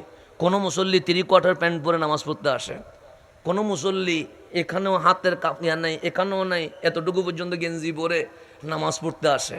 এরকম অনেক হরেক রকমের মুসল্লি আমরা দেখি। তো মাঝে মাঝে কোনো কোনো মুসল্লি অনেকক্ষণ দাঁড়িয়ে থাকে। আমাদের সাথে মোলাকাত শেষ হইলে উনি যখন একলা থাকে তখন জিজ্ঞেস করি কিছু বলবেন? আপনাকে দেখে তো মনে হয় শিক্ষিত মানুষ। আমি বললাম কি আলোচনায় সমস্যা? না, আলোচনা সুন্দর হয়েছে। আপনি কি মুসলিম? আমি বললাম আমি মুসলিম না হইলে আজ জুমাতে আসলাম কেন, তাকরীর করলাম কেন, খুতবা দিলাম কেন, নামাজ পড়লাম কেন? আমি তো মুসলিম না। মাথায় টুপি তো আছে, পাঞ্জাবি তো আছে, নামাজ পড়েন নাই? সে পড়ছি তো। নামাজ পড়লেন মুসলিম না? আমি ফজর পড়ি না, আমার মা বাবা কিছুই বলে না, জোহর আসর মাগরিব এশা পড়ি না, আমার মা বাবা কিছুই বলি না, কিন্তু জুমার দিন সমস্যা করে 12টার পর থেকে জ্ঞান জ্ঞান করে। মা বাবার চিল্লানির কারণে মসজিদে আসছি, মুসল্লি হিসেবে মসজিদে আসি নাই। আপনি আনোয়ারাতেও খেয়াল করলে দেখবেন অসংখ্য মুসলমানের ছেলে মনে মনে নাস্তিক হয়ে বসে আছে। কেন বসে আছে? ওদেরকে জিজ্ঞেস করেন, তুমি ইসলাম সম্পর্কে কি জানো? বলো আমি তেমন কিছু জানি না। তুমি কোরআন সম্পর্কে কি জানো? বলবো আমি তেমন কিছু জানি না। তুমি নবীর সিরত সম্পর্কে কি জানো? আমি তেমন কিছু জানি না। তুমি ইসলামিক হিস্টোরি তারিখ কি জানো? আমি তেমন কিছু জানি না। তুমি সাকাফা সংস্কৃতি সম্পর্কে কি জানো? আমি তেমন কিছু জানি না। তো তুমি মুসলিম ঘরের ছেলে, সেকুলার হইলা কেন? তখন বলবে তোমাদের মতো দাড়ি টুপি জুব্বাওয়ালাদের আচরণ দেখে আমি ওই মুসলমান থাকতে পারি নাই, আমি অমুসলিম হতে বাধ্য হয়েছি। তাহলে এই উগ্রবাদ তৌহিদি জনতা ইসলামের কোনো উপকার করে নাই, বরঞ্চ আমার শান্তির ধর্ম ইসলামের অনেক বেশি ক্ষতি করে ফেলেছে। আজকে শিক্ষিত মহল আমাদের ইসলাম থেকে কি হয়ে গেছে? বের হয়ে গেছে। আপনি মাহফিল বলে কোন শিক্ষিত মানুষ আর আসে না কেন? কারণ বলে যে ওদের চরিত্রই ঠিক নাই, ওদের মাহফিল শুনি কি হবে? তা আল্লাহ যেন আমাদেরকে বুঝার তৌফিক নসিব করেন। বড় ইয়া করবেন। ইসলামটাকে তামাশা বানিয়ে ফেলতেছে, ইসলামটাকে একদম তামাশা বানিয়ে ফেলতেছেন, ইসলামটাকে নিজের জন্য ইউজ করতেছেন, কিন্তু ইসলামের মূল কিছুই নাই। সেই কারণে ব্যানার আছে, ইসলাম নাই, মুসল্লি আছে, কিন্তু ভিতরে কোনো ঈমান নাই। আল্লাহ যেন বুঝার তৌফিক নসিব করেন। তা আমার নবীকে আল্লাহ বললেন ইন্নাকা লা তুসমিউল মাউতা, হাবিব আপনি মরারে শোনাইতে পারবেন না। তা আমি যে কথাটা বলতে লাগলাম, বাবা আদম সফিউল্লাহকে বানানোর 2000 বছর আগে আবার মালিক বাইতুল্লাহ খানায়ে কাবা বানিয়েছেন। কেন বানিয়েছেন? যে যখন এই ফেরেশতারা বলছেন তারা ঝগড়া করবে, ফাসাদ করবে, তারা রক্তপাত করবে, তারা মারামারি করবে, তখন আমার আল্লাহর কাছে ফেরেশতাদের ওই অবজেকশন ভালো লাগে নাই, ওই আপত্তি ভালো লাগে নাই, ওই যে পরামর্শের সময় যে তারা আমাদের ব্যাপারে যে বলেছেন ওরা মারামারি করবে, হানাহানি করবে, এটা আল্লাহর কাছে ভালো লাগে নাই। আল্লাহর কাহারিয়ত প্রকাশ পেয়েছে, জালালিয়ত প্রকাশ পেয়েছে। ফেরেশতারা যখন দেখলেন আল্লাহর কাহারিয়ত প্রকাশ পেয়েছে, তারা আরশের পিছনে গিয়ে আশ্রয় নিয়েছে। তাদের মধ্যে ভয় প্রকাশ পেয়ে গেছে যে আল্লাহ যদি কাহারিয়তে থাকে, জালালিয়তে থাকে, আযাব যদি দেওয়া শুরু করে আমরা তো শেষ হয়ে যাব, আমাদের ধ্বংস হয়ে যাব। তখন তাদের মধ্যে একজন পরামর্শ দিলেন, চলো আমরা আরশের চতুর্পাশে লাব্বাইক আল্লাহুম্মা লাব্বাইক, লাব্বাইক লা শারীকা লাকা, লাব্বাইক ইন্নাল হামদা ওয়ান নি'মাতা লাকা ওয়াল মুলক লা শারীকা লাক বলে বলে তাওয়াফ করি। যখন ওই ফেরেশতারা আরশের চতুর্দিকে তাওয়াফ করতে করতে 7 চক্কর দিলেন, আমার মালিকের কাহারিয়ত চলে গেছে, আমার মালিকের রহমানিয়ত প্রকাশ পেয়ে গেছে, আমার আল্লাহ খুশি হয়ে গেছেন। তখন আল্লাহ বললেন, ফেরেশতারে তোমাদের উপর আমার কোনো রাগ নাই, গুসা নাই, কোনো প্রকার কাহারিয়ত নাই। কেন জানো? আল্লাহ কেন? তোমরা যে আরশের চতুর্পাশে ঘুরে ঘুরে লাব্বাইক আল্লাহুম্মা লাব্বাইক বলে তাওয়াফ করেছো, আমি মওলাকে খুশি করে ফেলেছো। তখন ফেরেশতারা বললেন, মালিক আপনি যেখানে রাজি আমরা সেখানে রাজি, আপনি যেখানে নারাজ আমরা সেখানে নারাজ। তখন আল্লাহ বললেন, ওরে আমার ফেরেশতা, আমি যে আমার বান্দা বানাবো, বান্দা তো গুনাহ করবে, পাপ করবে, অপরাধ করবে। হাইয়া আলাস সালাহ বলে মসজিদে রাখলে সে চায়ের দোকানে চলে যাবে, হাইয়া আলাল ফালাহ বলে ওকে মসজিদে রাখলে সে সিনেমা হলে চলে যাবে। সে যখন আমার কথা শুনবে না, আমি আল্লাহর রাগ উঠবে, কাহারিয়ত উঠবে, জালালিয়ত উঠবে, তখন তো আমি আল্লাহ তাকে আযাব দিয়ে শেষ করে ফেলবো। কিন্তু আমি তো আমার বান্দারে বলেছি বিসমিল্লাহির রহমানির রহিম, আমি তো আমার বান্দারে বলেছি আলহামদুলিল্লাহ রাব্বিল আলামিন আর রহমান আর রহিম, আমি তো আমার বান্দারে বলেছি আর রহমান আল্লামাল কোরআন। পৃথিবীতে যত আলেম আছে, যত টিচার আছে, যত শিক্ষক আছে, যত মুআল্লিম মুদাররিস আছে, শিক্ষকের কাজ হচ্ছে শাসন করা, মারা, একটু করে আপনাকে আমাকে শাসন করে পড়িয়ে দেওয়া। সেজন্য আমরা যখন মাক্তাবে গেছি তখন দেখলাম হুজুর মারে, আমরা যখন প্রাইমারি স্কুলে গেছি দেখলাম আমাদের মাস্টার আমাদেরকে মারে, আমরা যখন স্কুলে গেছি আমরা দেখলাম সেখানেও আমাদের টিচার আমাদেরকে মারে, যখন আমাদেরকে ঘরের মধ্যে টিউশনি পড়াচ্ছে সেখানেও দেখলাম আমার টিচার আমাকে মারে। তাই শিক্ষকের কাজ হচ্ছে শাসন করা, মারা। কিন্তু আল্লাহ বলেন আর রহমান আল্লামাল কোরআন, পৃথিবীর সমস্ত শিক্ষক ছাত্রের ভুল হইলে মারে, আর আমি আল্লাহ এমন শিক্ষক আর রহমান, বান্দা ভুল করলে আমি আল্লাহ মাফ করে দিয়ে থাকি। আল্লাহ আমাদেরকে সেজন্য আল্লামাল কোরআন বলেছেন। চাইলে বলতে পারতেন আর রহমান খালাকাল ইনসান, বলতে পারতেন, কিন্তু বলেন না, আগে আল্লাহ মানছে এরপর খালাকাল ইনসান। খালাকাল ইনসান এটা পরে, কিন্তু আগে বলছে আল্লামাল কোরআন। মালিক আলেম তো হব সৃষ্টি হওয়ার পরে, সৃষ্টি আগে এলম পরে। আল্লাহ বলে না আর রহমান আল্লামাল কোরআন খালাকাল ইনসান, সৃষ্টি পরে এলম আগে। আল্লাহ বলে আমি এলমের কথা আগে বলছি। কেন বান্দা তোমার কাছে মাকতাবের কথা মনে বললে তুমি মনে করো হাফেজ সাহেব হুজুর তো মারে, তুমি প্রাইমারি স্কুলের কথা মনে বললে হেডমাস্টার তো মারে, স্কুলের কথা মনে পড়লে প্রিন্সিপাল তো মারে। তো যখন মালিকের কথা মনে পড়বে তখন বলবা আর রহমান আল্লামাল কোরআন, পৃথিবীর শিক্ষক মারে, আর যিনি রহমান উনি এমন শিক্ষক বান্দা ভুল করলে ওই রহমান তোমাকে মাফ করতে প্রস্তুত হয়ে গেছে। তা আল্লাহ বলে আমার বান্দারা তো আমি শিখাইছি বিসমিল্লাহির রহমানির রহিম, আমি রহমান, আমি রহিম, আমি আজিজ, আমি অদূত, আমি গফুর, আমি সত্তার। আমার বান্দা তো এটাই আশা করছে যে আমার আল্লাহ আমারে মাফ করে দিবে। সেই জন্যই আমার রসুল আরবি বলছেন বান্দা আল্লাহর ব্যাপারে যেভাবে ধারণা করে আল্লাহ সেইভাবেই আচরণ করে। আপনি যদি ধারণা করেন আল্লাহ তো আমারে মাফ করবে না, আল্লাহ বলে বান্দা তুই ধারণা করেছিস মাফ করবো না, তাহলে আমিও তোর সাথে সেরকম আচরণ করব। আর আপনি যদি ধারণা করেন হ্যাঁ আমি তো অযোগ্য মানুষ, হ্যাঁ আমার তো কোনো কোয়ালিটি নেই, কিন্তু আমি ভুল করেছি, আমি অপরাধ করেছি, আমি পাপ করেছি, এমন পাপ যেটা আমার আসমান পর্যন্ত ছুঁয়ে গেছে, এমন পাপ যেটা আমার জমিন পর্যন্ত ছুঁয়ে গেছে, এমন পাপ যেটা সমুদ্রের পানির ওজনের চেয়ে বেশি ওজন হয়ে গেছে, কিন্তু আপনি আশা করছেন যে আমার মালিক আমাকে মাফ করে দিবে। আপনি যাই নামাজ বিছিয়ে দিয়েছেন, চোখের পানি ছেড়ে দিয়ে বলছেন মালিক রে চোখ দিলা কোরআন দেখার জন্য, আমি চোখ দিয়ে কি না কি দেখেছি মালিক, এই চোখ তোমারে দেখাবো কেমনে? কান দিলা নবীর শান শোনার জন্য, আমি কি না কি শুনেছি মালিক, এই কান তোমার দরবার উপস্থাপন করব কেমনে? মালিক জিহ্বা দিলা কখনো আল্লাহু আকবার বলার জন্য, কখনো ইয়া রাসূলুল্লাহ বলার জন্য, কিন্তু আমার এই জিহ্বা গালি দিয়েছে, বকা দিয়েছে, গান দিয়েছে, অশ্লীল কথা বলেছে। মালিক এই জিহ্বা তোমার দরবারে কেমনে হাজির করাবো? মালিক হাত দিলা সালাম দেওয়ার জন্য, আমার হাত মানুষের উপর জুলুম করেছে। পা দিয়েছ মসজিদে যাওয়ার জন্য, আমার পা তো সিনেমা হলে চলে গেছে। আপনি সুখের পানি ছেড়ে দিয়ে বলছেন আমার বিশ্বাস আমার গুনার চেয়ে আমার রহমানের রহমানিয়তের পাওয়ার অনেক বেশি, আমার পাপের চেয়ে আমার গফুরের ক্ষমা করার ক্ষমতা অনেক বেশি। যখন ধারণা করলেন মালিক আমারে মাফ করে দিবে, আল্লাহ বলে বান্দা তোর পাপ যদি জমিন থেকে আসমান পর্যন্ত ছুঁয়ে যায় লাউ বলি টেনশন নাই, আমি মালিক মাফ করতে প্রস্তুত হয়ে গেছে, আমি মালিক তোকে মাফ করতে প্রস্তুত হয়ে গেছে। আল্লাহ বলে বান্দা যেরকম ধারণা করে আমি আল্লাহ সেইভাবে আচরণ করি। সেজন্য আপনি পজিটিভ ধারণা করেন আমার মালিক রহমান, আমার মালিক রহিম। তো আল্লাহ বলেন ফেরেশতারে আমি তো আমার বান্দারে প্রথম সবক দিয়েছি বিসমিল্লাহ, আল্লাহর নামে শুরু। তিনি কে? আল কাহার, আল্লাহ বলে না। তিনি কে? জুল জালাল, আল্লাহ বলে না। আর রহমান আর রহিম, আমার বান্দা তো আমাকে রহমান ডাকছে, রহিম ডাকছে, গফুর ডাকছে, হদুদ রাখছে। ফেরেশতারে বান্দা দুনিয়াতে যাওয়ার পর গুনাহ করবে, পাপ করবে, অপরাধ করবে, আমার কাহারিয়ত উঠে যাবে, জালালিয়ত উঠে যাবে। ঠিক আরশের নিচে বাইতুল মামুরের নিচে একটা ঘর বানাও যেটার নাম বাইতুল্লাহ, খানায়ে কাবা। আজকে যেমন তোমরা তাওয়াফ করার কারণে আমি আল্লাহর কাহারিয়ত থেমে গেছে, রহমানিয়তের জোয়ার শুরু হয়ে গেছে, ঠিক আমার বান্দাও গুনাহ করার পর খানায়ে কাবাতে এসে লাব্বাইক আল্লাহুম্মা লাব্বাইক বলে তাওয়াফ করলে আমি মালিক আমার বান্দার উপর খুশি হয়ে যাব।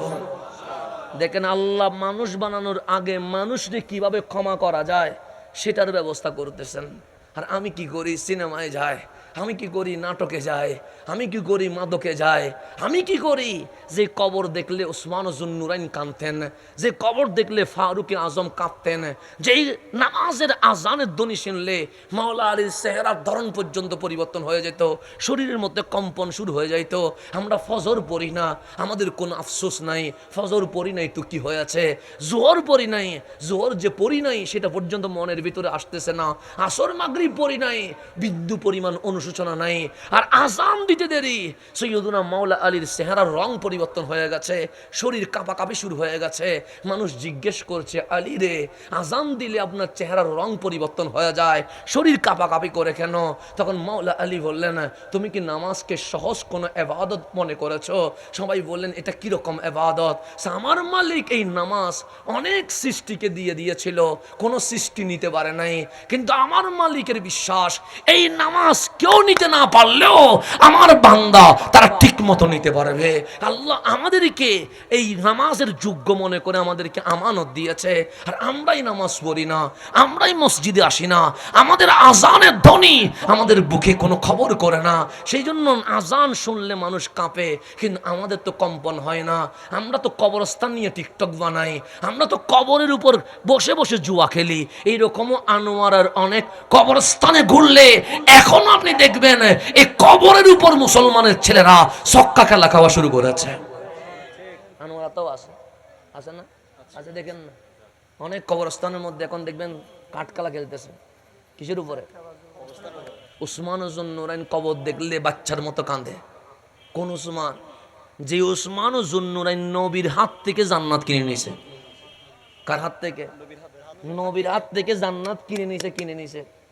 রসুলের হাত থেকে কিনে নেওয়া একটা হচ্ছে জান্নাতে যাওয়া, আল্লাহ গিফট করছে, দয়া করছে, এটা একটা। আর একটা হচ্ছে জান্নাত আমি কি করছি, কিনে নিয়েছি, মালিকানা নিয়েছি। সেরকম উসমান ও জুন্নুরাইন কবর দেখলে কাঁদে, আর আমরা কবর নিয়ে এখন কি করি, টিকটক করি। টিকটক এখন টিকটকের মধ্যে দেখুন কবরস্থান, এইদিকে একজন বসে আছে, ওদিক থেকে একজন সালাম দিবে, তারপরে ওখান থেকে একজন সালাম দিবে। এটা নিয়ে মস্কারি শুরু করছে, কি নিয়ে? কবর নিয়ে। মস্কারিরও একটা সীমা ছিল। এখন তো কবর নিয়েও আমরা কি করি, মস্কারি করি। মানুষ কাবায় যায়, খানায়ে কাবায় যায় মালিকের কি করার জন্য, তাওয়াফ করার জন্য। এখন দেখবেন প্রত্যেক হাজি মোবাইল নিয়ে যেন সেলফি না তুললে তাওয়াফ যেন কবুল হচ্ছে না, লাইভ না দিলে যেমন আরাফার ময়দানের অবস্থান কি হচ্ছে না, কবুল হচ্ছে না। আমরা সাফা মারোয়া সাইয়ের সময় ভিডিও না করলে যেন আমাদের সাই এটা কি হচ্ছে না, কবুল হচ্ছে না। আর তরুণ বাদ দেন, বৃদ্ধ মানুষ পর্যন্ত ডান হাত দিয়ে সেলফি ধরে আছে, বাম হাত দিয়ে শয়তানকে কি মারছে, পাথর মারছে। আরে শয়তানও তো আশ্চর্য হচ্ছে, এ বলে আমারে পাথর মারি লাভ কি, আমার চেয়ে বড় শয়তান তো তুই না দাঁড়ায় আসস। শয়তান তো আফসোস করতেছে, শয়তান আফসোস করতেছে। কারণ এমন মোবাইলে সরাসরি মদিনায়ে মুনাওয়ারা, যেটা আদবের জায়গা। সৈয়দুনা মালিক রাদিয়াল্লাহু তাআলা, ইমাম মালিক, যিনি জুতা নিয়ে মদিনায় কি করে নাই, হাঁটে নাই। আপনি মদিনা চত্বরে জুতা ছাড়া হাঁটতে পারবেন? টাইসের গরমে ফাঁকি হয়ে যাবে, ফুসকা পরে যাবে। ওই জায়গায় সৈয়দুনা ইমাম মালিক জীবনে কখনো কি করে নাই, জুতা পরে নাই। ছাত্ররা জিজ্ঞেস করছেন, হুজুর এই গরমে মরুভূমির মাটি উত্তপ্ত হয়ে আছে, এই মাটিতে আপনার পায়ে ফুটা ফুটা আগুনের দাগ পড়ে যাচ্ছে, আপনি জুতা পরলে কি হয়? উনি বললেন, আমি এই শহরে জুতা পরি কেমনে, আমার কামলিওয়ালা কোন দিকে হেঁটে গেছে আমি তো জানি না, আমার নবীর হেঁটে যাওয়া মাটির উপরে আমি জুতা পরে হাঁটবো, এত বড় বেয়াদব তো আমি ইমাম মালিক হইতে পারবো না। আরে ইমামরা জুতা ছাড়া মদিনার আশেপাশে ঘুরছে, আর আমার ভাই উমরায় গিয়ে আমাদেরকে বলে, হুজুর একটা ভিডিও কল দিব, আপনি একটু সালাম দেন না। ওখানে কি ভিডিও কল দেওয়া জায়গা? কোথায়? রোজা মোবারকের সামনে দাঁড়ায় আমাদেরকে মেসেজ দেয়, আমাদেরকে ভিডিও কল দিয়ে আপনাকে। কত বড় বেয়াদবি হচ্ছে। রসুলের সবচেয়ে গম্ভীরে কিসের ভিডিও কল? রসুলের মদিনায় মুনাওয়ারায় কিসের ছবি? রসুলের মদিনায় মুনাওয়ারায় কিসের লাইভ? রসুলের মদিনায় কত হাজার আশেক মদিনায় যেতে পারছে না বলে রাত 3টায় সুখের পানি ছেড়ে দেয়, আর কামলিওয়ালা আমারে কবুল করেছে, আর আমি সবচেয়ে গম্ভীরের সামনে দাঁড়িয়ে মোবাইলের কথা মনে পড়ছে। এটার চেয়ে বড় বেয়াদবি আর কি হইতে পারে? এটার চেয়ে বড় বেয়াদবি মোবাইলের কথা মনে পড়তেছে। কোথায় দাঁড়ায়া? রসুলের সবচেয়ে গম্ভীরে দাঁড়ায়া মোবাইলের কথা মনে পড়তেছে। এর চেয়ে বড় বেয়াদবি আর কি হইতে পারে? সেজন্য ইমামে আজম কত বড়, আমরা কত সৌভাগ্যবান, আমরা হানাফি মাযহাবের অন্তর্ভুক্ত হয়েছি। ইমামে আজম ফতোয়া দিচ্ছেন 4 রাকাত বিশিষ্ট নামাজে দ্বিতীয় রাকাতে তাহিয়া পড়ার পরে যদি দরুদ ইব্রাহিম কেউ ভুলে পড়ে তাকে অবশ্যই সিজদা দিতে হবে। কি দিতে হবে? কয় রাকাতে? 4 রাকাত বিশিষ্ট নামাজের কয় রাকাতে? দ্বিতীয় রাকাতে কেউ যদি ভুলে কি পড়ে? দরুদ ইব্রাহিম পড়ে, তাহলে তাকে অবশ্যই কি দিতে হবে? সিজদা। সিজদা মানে কি? শাস্তি। সে দোষ করছে, অপরাধ করছে। ইমাম শাফি যেদিন আসলেন ইমামে আজম সেদিন দুনিয়া থেকে কি হয়ে গেছে? পর্দা হয়েছে। এক ইমাম আসছে, আরেক ইমাম চলে গেছে। ইমাম শাফি যখন ইমামে আজমের ফতোয়া খুলতেছেন, দেখতেছেন 4 রাকাত বিশিষ্ট নামাজে ইমামে আজম ফতোয়া দিচ্ছে দ্বিতীয় রাকাতে কেউ যদি দরুদ ইব্রাহিম পড়ে তাকে কি দিতে হবে? সিজদা দিতে হবে। ইমাম শাফি বললেন, এই ইমামে আজম, আমি আপনাকে বুক থেকে শ্রদ্ধা করে আমি আপনার জুতা মাথার উপর নিতে পারি, আপনি ইমামে আজম, এতে কোনো সন্দেহ নাই, কিন্তু আমি এই ফতোয়া মানতে পারলাম না। তখন ইমাম শাফি ফতোয়া দিচ্ছে, আমার মাযহাবে 4 রাকাত বিশিষ্ট নামাজে দ্বিতীয় রাকাতে কেউ যদি দরুদ ইব্রাহিম পড়ে তাকে কোনো সিজদা দেওয়া লাগবে না। ফতোয়া দিয়ে দিয়েছেন ইমাম শাফি। বলছে দরুদ শরীফ আবার কিসের ফতোয়া? দরুদ শরীফে কোনো ফতোয়া চলবে না, পড়ুক, অসুবিধা নাই, দ্বিতীয় রাকাতে যদি পড়ে কোনো সমস্যা নাই। ইমাম শাফি ফতোয়া দিয়ে দিয়েছেন যে আমার মাযহাবে 4 রাকাত বিশিষ্ট নামাজে দ্বিতীয় রাকাতে তাহিয়ার পরে কেউ যদি ভুলে দরুদ ইব্রাহিম পড়ে তার নামাজ হয়ে যাবে, তাকে সিজদা দিতে হবে না। ফতোয়া দিয়ে দিয়েছেন। ফতোয়া দিয়ে ঘুমাইতে দেরি, ঘুমের মধ্যে দেখতেছেন আমার রসুলে আরবি বসে আছে, এক কোনায় ইমামে আজম আর এক কোনায় ইমাম শাফি বসে আছে। আমার কামলিওয়ালা ইমামে আজমের দিকে তাকায়া মিটি মিটি হাসি দেওয়া শুরু করছে। কার দিকে তাকায় আছে? আমার ইমামে আজমের দিকে তাকায় আছে। ইমাম শাফি বললেন, ফতোয়া দিলাম নবীর পক্ষে আমি, রসুল তাকায় আছে কার দিকে? ইমামে আজমের দিকে। আমি না দিলাম নবীর পক্ষে ফতোয়া। তখন ইমাম শাফি ডাক দিলেন, ইয়া রাসূলুল্লাহ, আপনি ওনার দিকে তাকিয়ে তাকিয়ে মিটি মিটি হাসতেছেন, আর আমার দিকে একটা বারও তাকাচ্ছেন না, আমার নবী তাও তাকায় না, শুধু ইমামে আজমের দিকে তাকিয়ে মিটি মিটি হাসতেছেন। ইমাম শাফি বললেন, ইয়া রাসূলুল্লাহ, আপনি কি জানেন ইমামে আজম আবু হানিফা কি ফতোয়া দিয়েছেন? উনি বলতেছেন 4 রাকাত বিশিষ্ট নামাজে দ্বিতীয় রাকাতে কেউ যদি দরুদ ইব্রাহিম পড়ে তাকে সিজদা দিতে হবে। সিজদা মানে শাস্তি। নবীর দরুদ আবার কিসের শাস্তি? আর আমি বলছি আমার মাযহাবে 4 রাকাত বিশিষ্ট নামাজে দ্বিতীয় রাকাতে কেউ যদি ভুলে দরুদ ইব্রাহিম পড়ে তাকে কোনো সিজদা দিতে হবে না। আর আপনি তাকাই আছেন ইমামে আজমের দিকে, আপনি তো আমার দিকে তাকাবেন। আমার নবী ইমাম শাফির দিকে ফিরে বললেন, এর ইমাম শাফি, তুমি ওকে জিজ্ঞেস করো, ইমামে আজম আবু হানিফাকে জিজ্ঞেস করো উনি এই ফতোয়া কেন দিলেন। তখন ইমাম শাফি বললেন, এই ইমামে আজম, আমি তো আপনাকে অন্তর থেকে শ্রদ্ধা করি, আপনার জুতা আমি মাথায় নিতে প্রস্তুত আছি, কিন্তু নবীর দরুদ পড়লে সমস্যা কি? 4 রাকাত বিশিষ্ট নামাজে দ্বিতীয় রাকাতে দরুদ ইব্রাহিম যদি পড়ে আপনি বলছেন সিজদা দিতে হবে, আমি মানতে পারলাম না। ইমামে আজম বললেন, এই ইমাম শাফি, 4 রাকাত বিশিষ্ট নামাজের দ্বিতীয় রাকাতে কি দরুদ পড়ার কোনো নিয়ম আছে? ইমাম শাফি বলেন, নিয়ম নাই। তো কেউ যদি পড়ে সে কি জেনে পড়ছে, ইচ্ছাই না অনিচ্ছায়? সে ইচ্ছাই হলে তো কেউ পড়বে না, অনিচ্ছাই তো পড়বে। তো ইমাম শাফি বলছে, কেন আমি সিজদার কথা বলেছি জানো? সে কেন? সে দ্বিতীয় রাকাতে কেউ যদি দরুদ ইব্রাহিম পড়ে সে ইচ্ছা করে পড়ে নাই, অনিচ্ছাই পড়েছে, সে জেনে পড়ে নাই, না জেনে পড়েছে, সে যে ভুলে পড়েছে, সে নামাজে অমনোযোগী অবস্থায় পড়েছে।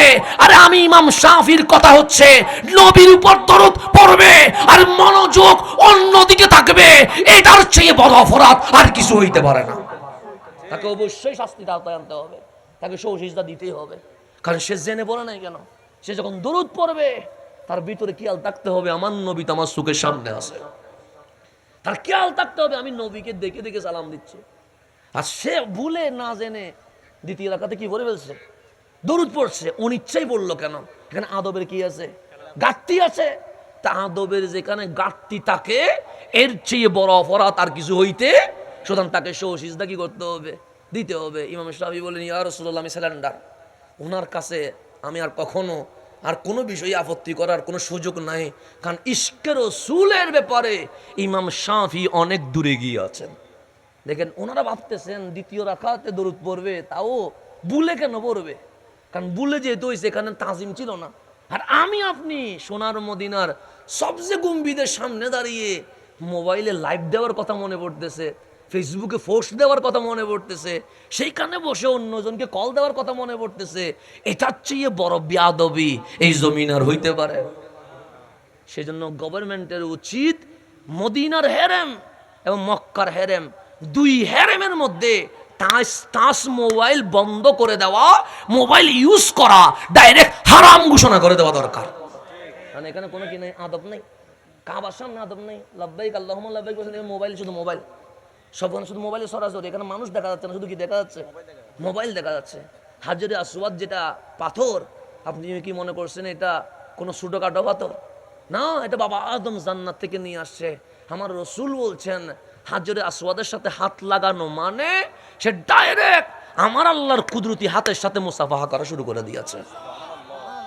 পাথর, এটা পাওয়ার কেমন জানেন?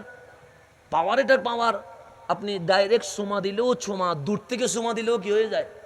চুমা হয়ে যায়। আপনি দূর থেকে আমারও চুমা দিলে চুমা হচ্ছে না, আমার কপালে আসি দিতে হবে, আমার হাতে আসি দিতে হবে। আপনি যদি এখানে বসে দিতে বলেন আপনার একটা চুমা দিলাম, এটা কি হবে? হবে না। কিন্তু এই হাজরে আসওয়াদকে কাছ থেকে চুমা দিলেও চুমা, দূর থেকে এভাবে চুমো দিলে কি হয়ে যায়? চুমো হয়ে যায়। আমার রাসূল বলছে, এই হাজরে আসওয়াদ যে পাথরটা কালো, এই পাথরটা কাল হাসরের ময়দানে যারা চুমু দিয়েছে, যারা টাচ করেছে, যারা জড়িয়ে ধরেছে, সবার জন্য এই পাথর আল্লাহর দরবারে সুপারিশ করতে থাকবে। পাথরে সুপারিশ করতেছে কিসে? আপনি নবী সুপারিশ মানতে পারতেছেন না, ওলি সুপারিশ মানতে পারতেছেন না। আর আমার নবী বলে, ওলি নবী তো অনেক দূরে, তোমার জন্য হাজরে আসওয়াদও কি করবে? সুপারিশ করবে। ওটার সামনে ভক্তি নিয়ে যাও, আদব নিয়ে যাও, প্রেম নিয়ে যাও, যেখানে প্রত্যেকটা জায়গা আপনার জন্য বরকতময়। সেখানে কি মোবাইলের কথা মনে পড়ার কথা? কত মানুষ মক্কা দেখে নাই, কত মানুষ কাবা দেখে নাই, তাদের মন কাঁদছে। আর আল্লাহ আপনাদের সুযোগ করে দিছে, আপনি কাবার সামনে নিয়ে মোবাইল নিয়ে কি করতেছেন? সরাসরি করতেছেন। সেজন্য কাবার সামনে যেতে পারা, মদিনার রওজার সামনে যেতে পারা, এটা বড় সৌভাগ্য। সেখানে কখনো মোবাইল খুলবেন না, কাউরে কল দিবেন না, কাউরে বলবেন না আপনাকে ভিডিও কল দিচ্ছে, আপনি এটা কি দেন? সালাম দেন। দরকার নাই। রাসূল কাছ থেকেও শোনে, রাসূল দূর থেকেও শোনে। মানে ভিডিও কলে সালাম দেওয়ার দরকার নাই, রাসূল দূর থেকে শোনে না, শোনে না। এই বিশ্বাস কি আমাদের নাই? শরফুদ্দিন বসুরি যদি মিশরের আলেকজান্দ্রিয়াতে বসে মাওলায়া সল্লি ওয়াসাল্লিম দাইমান আবাদা লেখার কারণে আমার কামলিওয়ালা চাদর নিয়া সোনার মদিনা থেকে শরফুদ্দিন বসুরির ঘরে যদি আসতে পারে, আমরাও যদি সালামের মতো সালাম দিতে পারি, অবশ্যই আমার নবী আমাদের ঘরেও আসবে। আসবে না? আসবে। হুজুররা কিতাব পড়ায় শরহে জামি আছে না? আছে, পড়তে হয়। কিতাব এটা পড়া ছাড়া কি আলেম হওয়া যাবে? এই ইমাম জামির ব্যাপারে বলতেছেন, আব্দুর রহমান জামি, ওনার ব্যাপারে আমি বলি নাই, দেওবন্দের বড় আলেম, ওনারা দেওবন্দরা, ওনারা শাইখুল ইসলাম জাকারিয়া বলে, উনি ফাজাইলে দরুদের মধ্যে লিখতেছেন। আমাদেরগুলো বাদ, আমাদেরগুলো বললে অনেকে বলবে তোমরা বললে ওর মানবো না, মানবো না। আল্লাহ হজরত বললে বলবে মানবো না। ওনারা যাকে বলছে শাইখুল ইসলাম জাকারিয়া, উনি একটা কিতাব লিখছেন ফাজাইলে দরুদ। এটার কিতাবের মধ্যে লিখতেছেন যে ইমাম জামি, হুজুররা যে কিতাব পড়ায় আমাদেরকে শরহে জামি, এই কিতাবের লেখক উনি যখন হজের নিয়ত করেছে, উনি ঘরে বসে বসে বলছেন, আমি যে মদিনায় যাব, আমার কামলিওয়ালার সালাম কিভাবে দিব? তো নবীর শানে নাত লিখছেন। কি লিখছে? নাত লিখতেছেন কে? ইমাম জামি রহমতুল্লাহ নাত লিখতেছেন। কোথায় বসে? ঘরে বসে নিয়ত যে আমি জিলহজ্জে খানায়ে কাবার তাওয়াফ শেষ করে মদিনায় মুনাওয়ারায় যাব, আর আমার নবীর সামনে আমি জামি এই নাত শরীফ পড়ে পড়ে দরুদ সালাম পাঠ করতে থাকবো। সেজন্য হজ করতে হয় মক্কায়, কবুল করাইতে হয় মদিনায়। এটা ওলামা ইকরামের 1400 বছরের আমল, নতুন কোনো আমল না, এটা 1400 বছরের আমল। হজ করতে হয় কাবায়, কবুল করতে হয় কোথায়? মদিনায়। এটা মনে রাখবেন। সেজন্য আমার রসুল বলতেছেন আল্লাহর দরবারে, আল্লাহ মক্কায় যদি নিয়ামত একটা দাও, মদিনায় নিয়ামত কয়টা দিবা? দুইটা দিবা। আমার ভেতরে মদিনার প্রেম এমন ভাবে জাগায়া দাও, মক্কার প্রেম যেভাবে জাগিয়ে দিয়েছ, বাল আসাদ মক্কার চেয়ে মদিনার প্রেম আরো বেশি জাগায়া দিয়ে দাও। আল্লাহ দরবার দোয়া করতেছেন রহমতুল্লিল। মক্কার চেয়ে প্রেম জাগবে কিসের বেশি? মদিনার বেশি আসা। আমার রসুল সাহাবায়ে কেরামকে বলছে, সাহাবী আমার, হজ করতে গেলে দ্রুত চলে আসিও। কেন? দোয়া করিও মরণ যেন মদিনায় হয়। মরণ যেন কোথায় হয়? মদিনায়। কেন? যতজন মানুষ মদিনায় মারা যাবে, আমি নবী তাদের জন্য সুপারিশ করতে প্রস্তুত হয়ে গেছে। মদিনায় মরণ খুঁজবেন আল্লাহর দরবারে। মদিনায় মরণ বড় জিনিস। সেজন্য যারা প্রবাসী আছেন মদিনা, তারাও ভাগ্যবান। কেন? এই প্রবাসীগুলোর জন্য আমার নবীর সুপারিশ জুটে যাবে। সেজন্য মদিনায় যারা থাকেন সব ভাগ্যবান। কষ্ট থাকলেও কখনো বলবেন না আমি কষ্টে আছি। আমার নবী বলছেন মদিনার ব্যাপারে কাউকে বুঝাইও না। কেন? আমার জন্য মানি নিও, কারণ আমি মক্কার চেয়ে বেশি মদিনাকে ভালোবাসি। তো রসুল মদিনারে বেশি ভালোবাসতেছেন, সাহাবায়ে কেরাম মদিনারে বেশি ভালোবাসতেছেন, ইমামগণ মদিনারে বেশি ভালোবাসতেছেন, আর আপনি আসি বলতেছেন মক্কায় যাইও, মদিনায় যাওয়ার কোনো দরকার নাই। আর রসুল দোয়া করতেছে, মালিক মক্কার চেয়ে বেশি প্রেম মদিনার আমার ভিতরে তুমি ঢেলে দিয়ে দাও। তা আপনি কি নবীর চেয়ে বেশি ইসলাম বুঝে গেছেন? আল্লাহ যেন বুঝার তৌফিক নসিব করে। তো ইমাম জামি নাদ লিখছে কার ব্যাপারে? রসুলের ব্যাপারে। কেন? উনি বলছেন আমি কাবার সফর শেষ করে সবচেয়ে গম্ভীরে দাঁড়িয়ে দাঁড়িয়ে আমার নবীকে নাত পরে পরে কি দিব? সালাম দিব। মক্কা থেকে সফর করবে ইমাম জামি মদিনায়। আমার নবী মদিনার গভর্নরকে জানাইছেন সবাই মদিনায় আসতে পারবে, কিন্তু ইমাম জামি যেন মদিনার বর্ডারে ঢুকতে না পারে। স্বপ্নে দেখাইছে কারে? গভর্নরে। গভর্নরে বলতেছেন এটা আবার কে? যার জন্য রসুল স্বপ্নে এসে আমাকে বলতেছেন ইমাম জামি যেন মদিনায় আসতে না পারে। উনি অ্যানাউন্স করে দিয়েছেন যে হাজিগণ হজ করে মক্কা ছেড়ে মদিনায় আসতে পারবে, কিন্তু একজন আসতে পারবে না, তার নাম আব্দুর রহমান জামি, সে যেন মদিনায় ঢুকতে না পারে। ইমাম জামির কাছে মেসেজ পৌঁছে গেছে যে মদিনার গভর্নর ওনাকে মদিনায় ঢুকা কি করে দিয়েছে? নিষিদ্ধ করে দিয়েছে। উনি কাবার সামনে যুগের বাণী ঝেড়ে দিয়েছে, মালিক আমি তো কোনো আসামিও নয়, আমার বিরুদ্ধে কোনো কেসও নাই, মামলাও নাই, কিছুই নাই, কিন্তু এমন কি অপরাধ হয়ে গেছে যে প্রকাশ্যে অ্যানাউন্স করে দিয়েছে যে ইমাম জামি মদিনায় ঢুকতে পারবে না। উনি বললেন সমস্যা নাই, প্রয়োজনে মুখের মধ্যে নেকাব পরে হইলে আমি কোথায় ঢুকি যাবো? মদিনায় ঢুকি যাবো। আমি এইসব ঘোষণা টোষণা মানি না। উনি কি করছে? রাতের অন্ধকারে গোপনে মক্কা ছেড়ে মদিনায় রওনা দিছেন। আল্লাহর হাবিব আবার গভর্নরকে বলতেছেন, গভর্নর তোমার ঘুম আসে কেমনে? সেই ইয়া রাসূলুল্লাহ রাতের বেলায় তো ঘুমের জন্যই, সেজন্য আমি ঘুমাইছি, তা তুমি এখানে ঘুমাও। আর গোপনে ইমাম জামি তো প্রায় মক্কা ছেড়ে মদিনায় ঢুকে যাচ্ছে, ঘুমাইলে হবে। উনি ঘুম থেকে উঠে তাড়াতাড়ি পুলিশ প্রশাসনকে বলছে মদিনার বাউন্ডারিতে কি করে দাও, ঘেরাও দিয়ে দাও, জামি নামের কেউ গোপনে মদিনায় ঢুকছে, খবর চলে এসেছে, ওনাকে গ্রেপ্তার করো।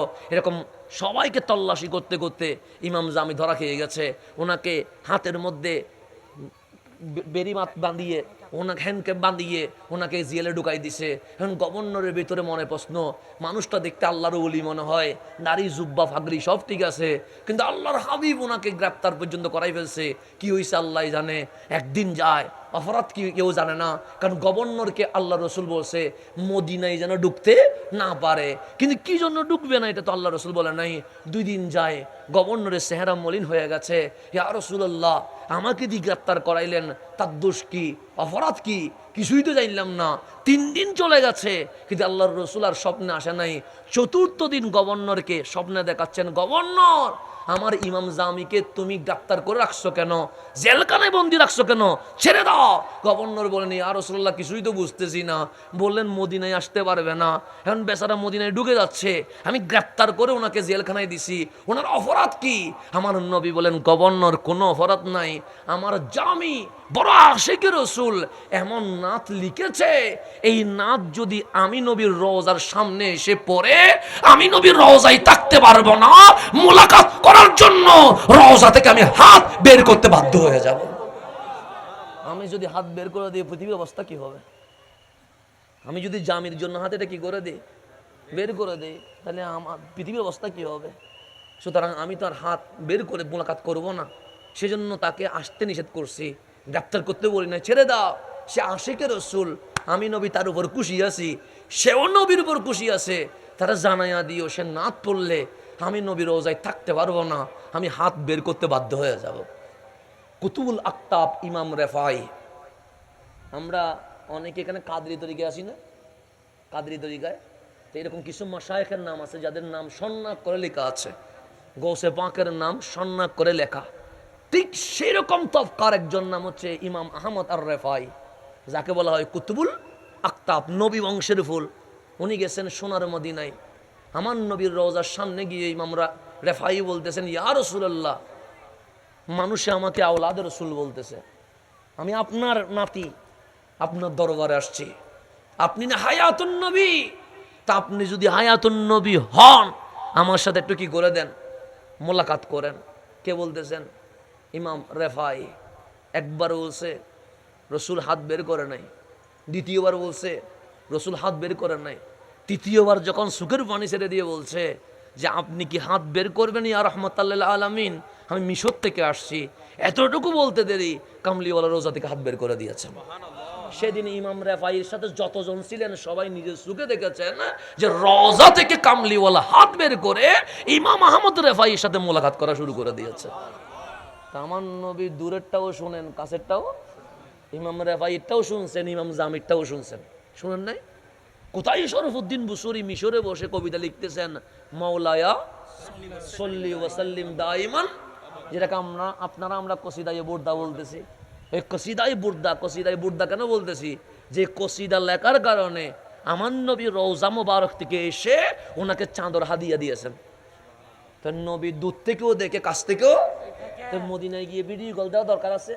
নাই তো। আপনাকে লাইভ করা দরকার আছে? নাই তো। আপনি না হলে সুন্নাত ওয়াল জামাত, আপনার তো বিশ্বাস থাকা দরকার। ওয়ালাল আখিরাতু খায়রুল লাকা মিনাল উলা। আমার নবীর পাওয়ার কমে নাই, আমার নবীর পাওয়ার আরো কোটি গুণ বেড়ে গেছে। এই বিশ্বাস আমাদের থাকার দরকার আছে না নাই? আছে। আল্লাহ যেন বুঝার তৌফিক নসিব করেন। সেজন্য আপনারা আমরা যারা মদিনায় যাব, তারা মদিনার হেরেমে কখনো টাচ মোবাইল নিয়ে যাব না, প্রয়োজনে হোটেলের রুমে রেখে যাবেন, যাতে বিয়াদবি না হয়। কারণ আল্লাহর নিজে সূরা হুজরাতে বলছেন, আল্লাহ নিজে বলছেন, লা তারফাউ আসওয়াতাকুম ফাওকা সাউতিন নবী, আমার নবীর আওয়াজের উপরে তোমাদের আওয়াজ যেন বেড়ে না যায়। তো আপনি তো জানেন না রসুলের আওয়াজ কতটুকু উঁচু ছিলেন। তা আপনি যে রসুলের রওজার সামনে গিয়ে লাইভ দিচ্ছেন, আওয়াজ তো উঁচু হয়ে যাচ্ছে। আপনি যে কাউরে কল দিচ্ছেন, আওয়াজ তো উঁচু হয়ে যাচ্ছে। আপনি যে কাউরে ছবি তুলতে বলতেছেন, আওয়াজ তো কি হয়ে যাচ্ছে, উঁচু হয়ে যাচ্ছে। আল্লাহ বলে, যদি বিয়াদবি করো আনতাহবাতা আমালুকুম, শুধু এক ওয়াক্ত নামাজ নয়, দুই ওয়াক্ত নামাজ নয়, পুরা জিন্দেগির আমল আমি আল্লাহ নিমিষেই বরবাদ করে দিয়ে দিব। যেমন আদবের জায়গা তেমন আবার হারানোরও জায়গা। সেজন্য আদব বড় জিনিস। কাবার চত্বরে সেলফি করা যাবে, লাইভ দেওয়া যাবে। আমার নবী বলতেছেন, ইব্রাহিম খলিলুল্লাহ মক্কার কাবাকে হেরেম করেছে, আর আমি নবী মদিনাকে হেরেম করে দিয়েছে। তাহলে মক্কাকেও হেরেম করছে খলিলুল্লাহ, মদিনাকে হেরেম করছে হাবিবুল্লাহ। সেজন্য খলিলুল্লাহর হেরেমকেও সম্মান করতে হবে, হাবিবুল্লাহর হেরেমকেও কি করতে হবে, সম্মান করতে হবে। আল্লাহ যেন বোঝার তৌফিক নসিব করেন। তত্ত্ববিদ্যান